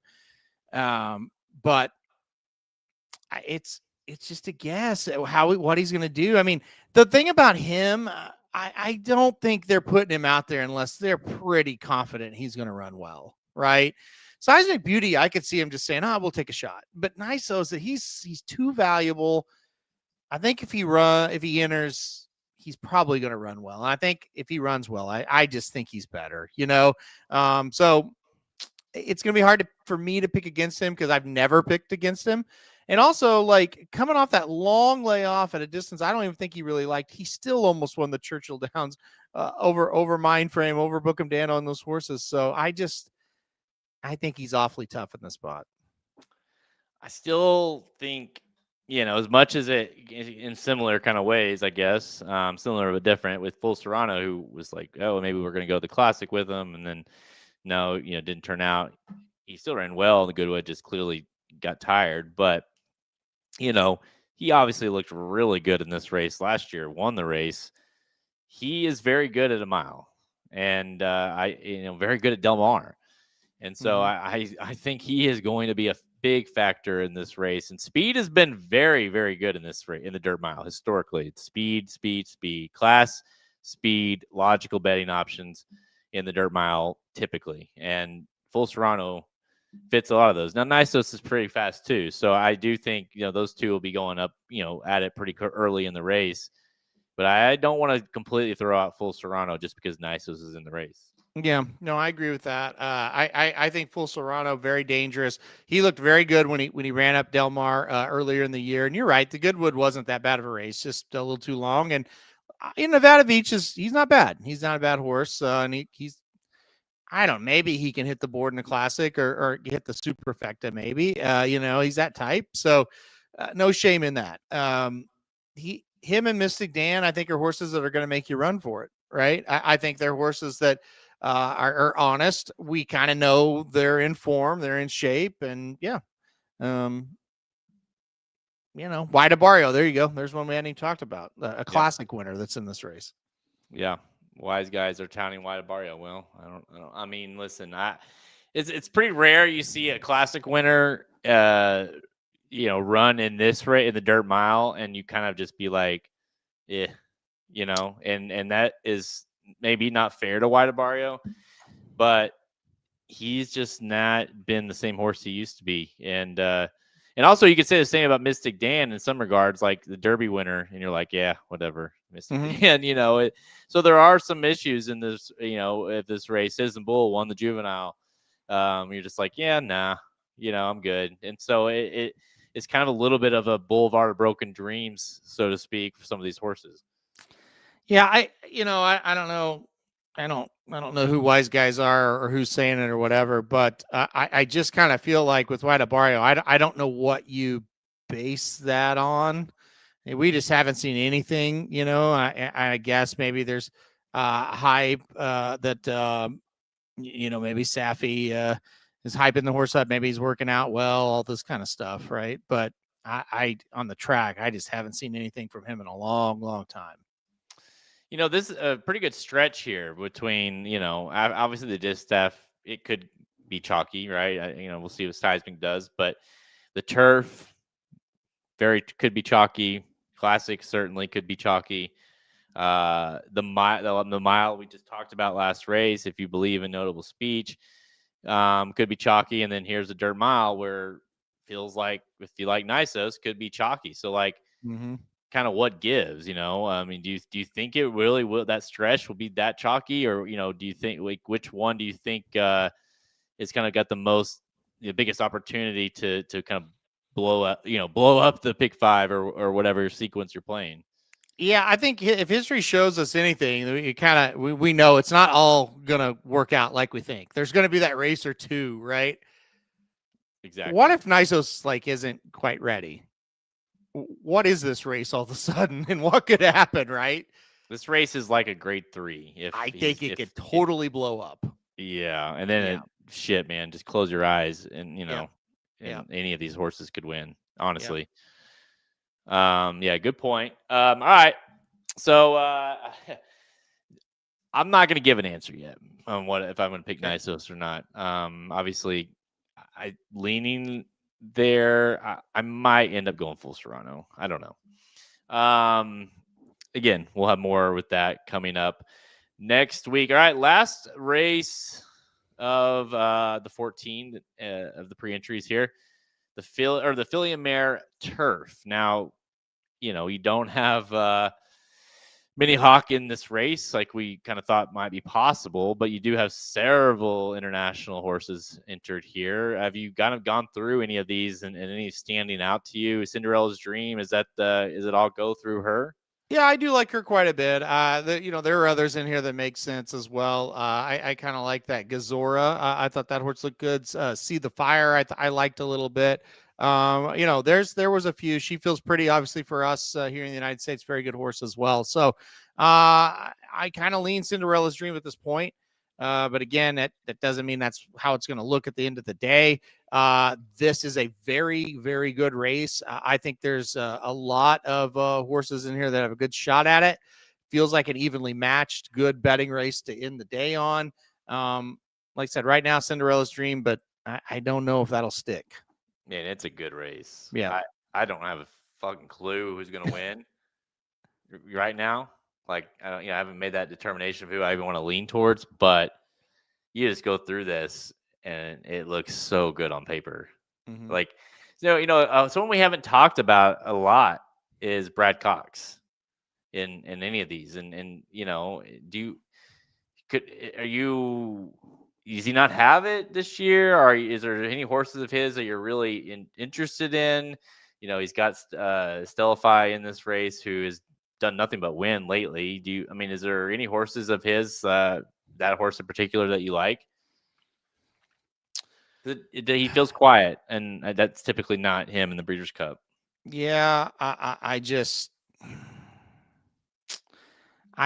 don't see anything. I kind of racking my brain as I looked here. I don't think I saw one horse that I was interested in, and that his juveniles haven't done much this year, so that's one day right there. And yeah, the barn just hasn't been too good right now. It's not going through that great of a stretch. In by his standards, it's still very good, but by his standards, it's kind of a down situation right now. Yeah. Do you ever notice also right. he's kind of like Baffert in a way? It's like when you get early in the year, it's like, oh my God, he's got 30 million 3-year-olds. And then like you get to the end of it and it's like he might have won, Yeah. It's starting to feel like Baffert a bit. So when I look at this race, I'm very much in need or in belief that it's going to be Euros. Now, here's the issue. The only other issue is Chad Brown. And I don't know what you think about Village Voice but maybe that's the best of both worlds, an international type horse with Chad Brown now. But typically it's either international or Chad Brown that and Village Voice certainly hasn't been on the radar lately. Any looks on that one?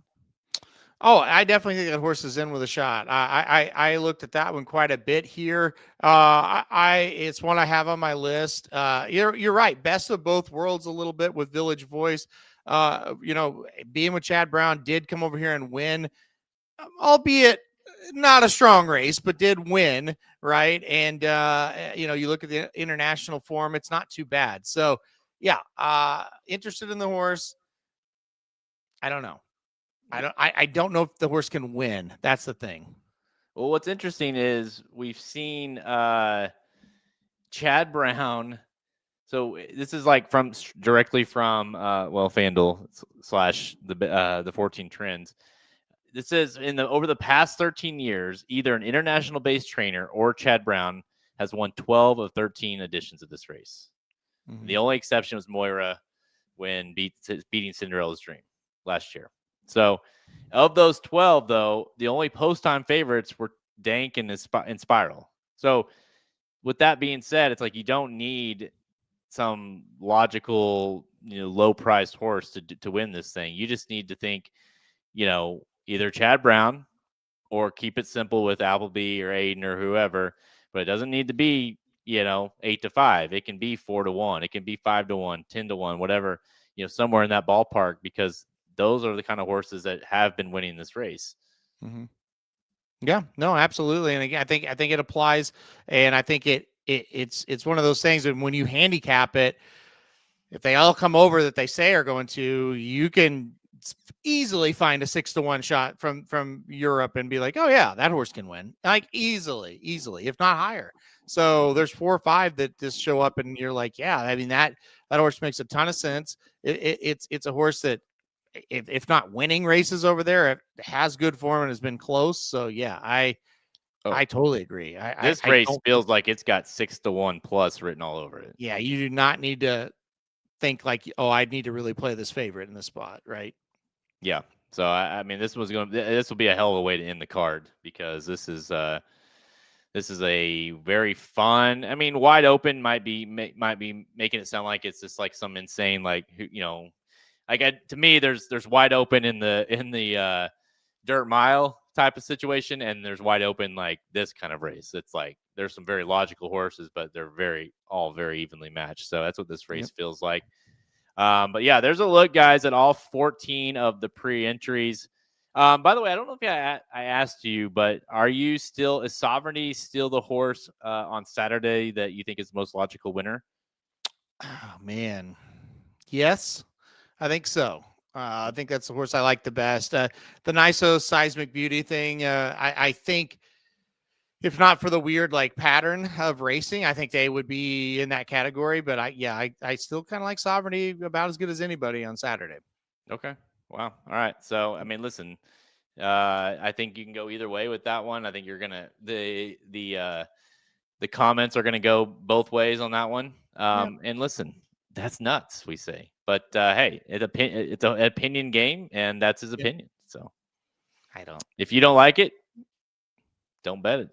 Yeah, exactly. That's what that's the thing. Like, if you think that's nuts, that is great news for you, because he's the favorite. And if you don't like a favorite, you got great prices on whoever you want, right? So I mean, and look, there's plenty of options if you don't like Sovereignty. Plenty of options. Let me ask you last question, and I'll ask the chat this. I don't know I don't have at the top of my head like what the average like post time favorites that win the Breeders' Cup, like the amount that win each year, but let's just say 4.5. Okay, 4.5 of post time favorites winning their respective races. Over or under of the 14 races. 4.5 favorites winning it. I think I'm going to go over, only because I just think those Aidan O'Brien turf horses on Friday are going to be tough.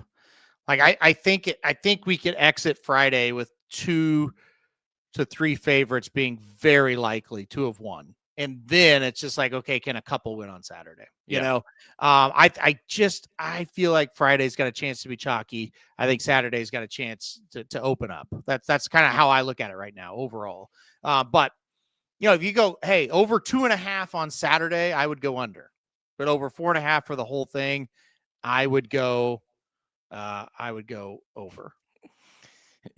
Kevin needs minus 150 if you're going to do that. But no, listen, I think the issue you're going to have on Saturday in particular is, now it doesn't mean it's not going to happen, but there's going to be a lot of there's a lot of good horses that are going to win that aren't necessarily the favorites, and because I think the betting is going to be tough in a lot of those races where, a horse that is, you may think it would be the favorite or close to the favorite is like 4-1 and wins. Well, but there was another horse at, 5-2. And so now so I do think you're going to have, I don't necessarily, not saying that it's going to be under.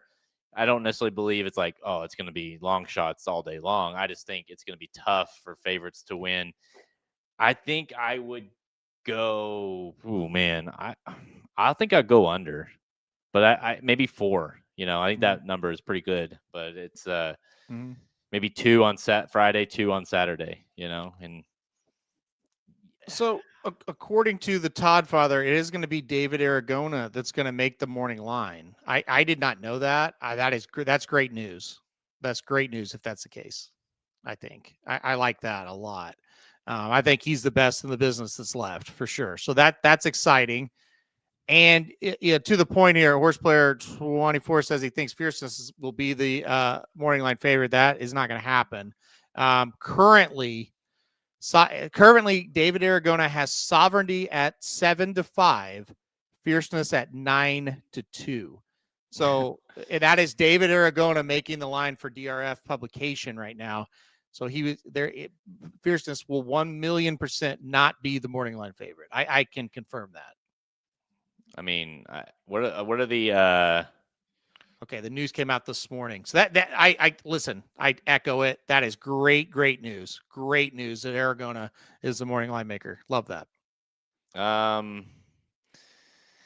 What are the current? I'm just looking at the odds overseas. Sovereignty overseas is their strong favorite, 2-1. Looks like Fierceness ranges between 4 to 6-1.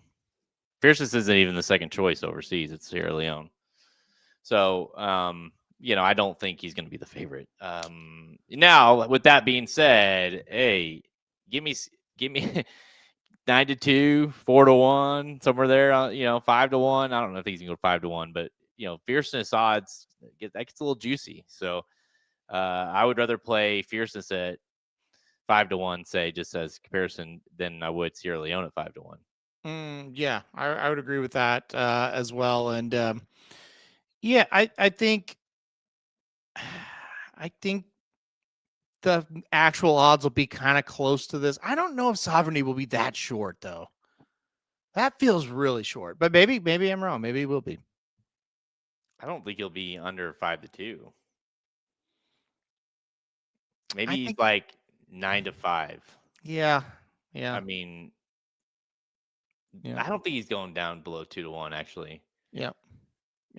I think 5-2 is a number. This field is too good. I don't know. It seems too low. I agree. I know. They 2-1. The best odds I see overseas are 2-1. That's the highest on Sovereignty. So yep. I mean, listen, a lot to be said about a horse like that. People love a good 3-year-old, winning the Travers, winning the Derby, potentially winning the Triple Crown they would have ran, so there's, he obviously has that aura around him. And then you got a horse like Fierceness has just kind of been, it's almost like we know what he is. And he's just kind of, even though as good as his performance was last time, it's like, yeah, you don't feel like you can trust him. And I think people start to understand that. And, Sovereignty's the now horse for sure. Mm-hmm. Yep. Yeah. Man, that's low. I hope he's not that. You need to get paid a little better than that, honestly, on that horse. Yeah, I mean, for a classic of this caliber, yes. Yeah. All right, guys, that's all the time we have. 2-hour show there covering all 14 races. So that'll be the last show we do that covers every single race all together. We'll probably break them up in a Friday and Saturday type handicapping next week. But we're on. Make sure you go check us out at the website, racingdudes.com. Go get the betting Bible. It's getting closer and closer. It'll be out next week. The 14 trends, I kind of referenced some of those throughout the show. Those are available right now. It's documents like 6 pages covering a trend or multiple trends within each race.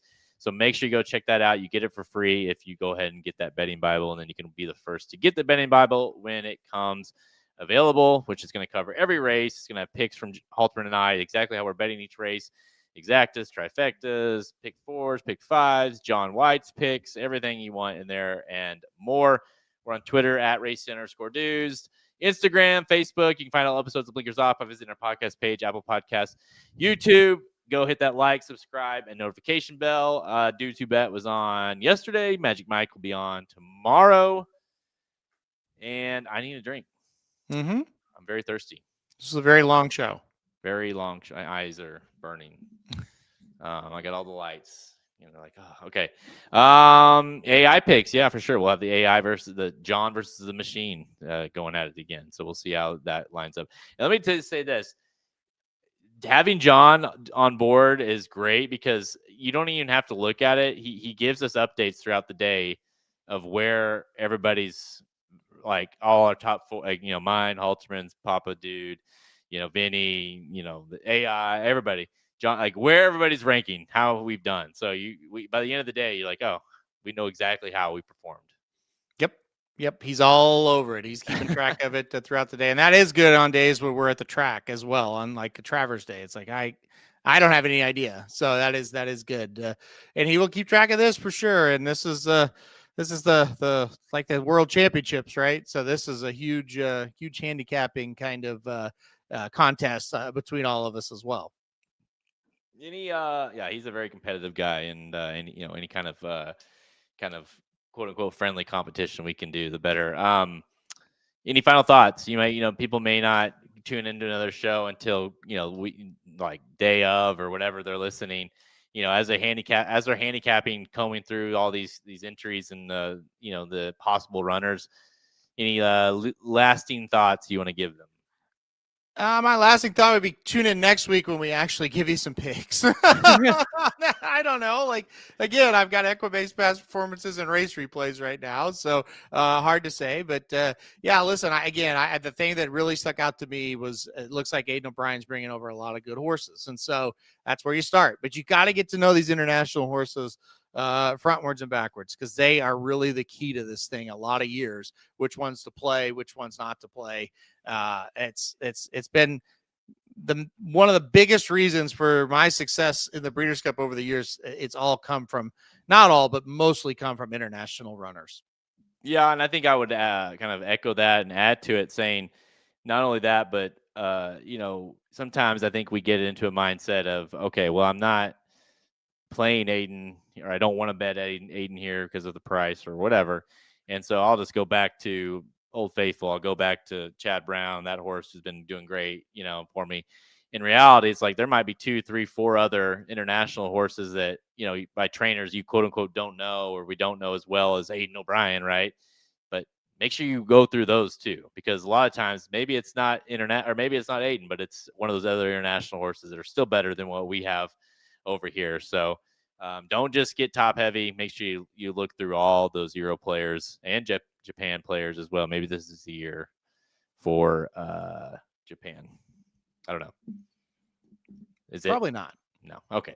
All right, guys. Thanks everybody for tuning in. It's been a long show. We'll be back next week going over the picks, like Halterman said. So stay tuned. I'm Jared Welch. He's Aaron Halterman. Good luck handicapping the Breeders' Cup.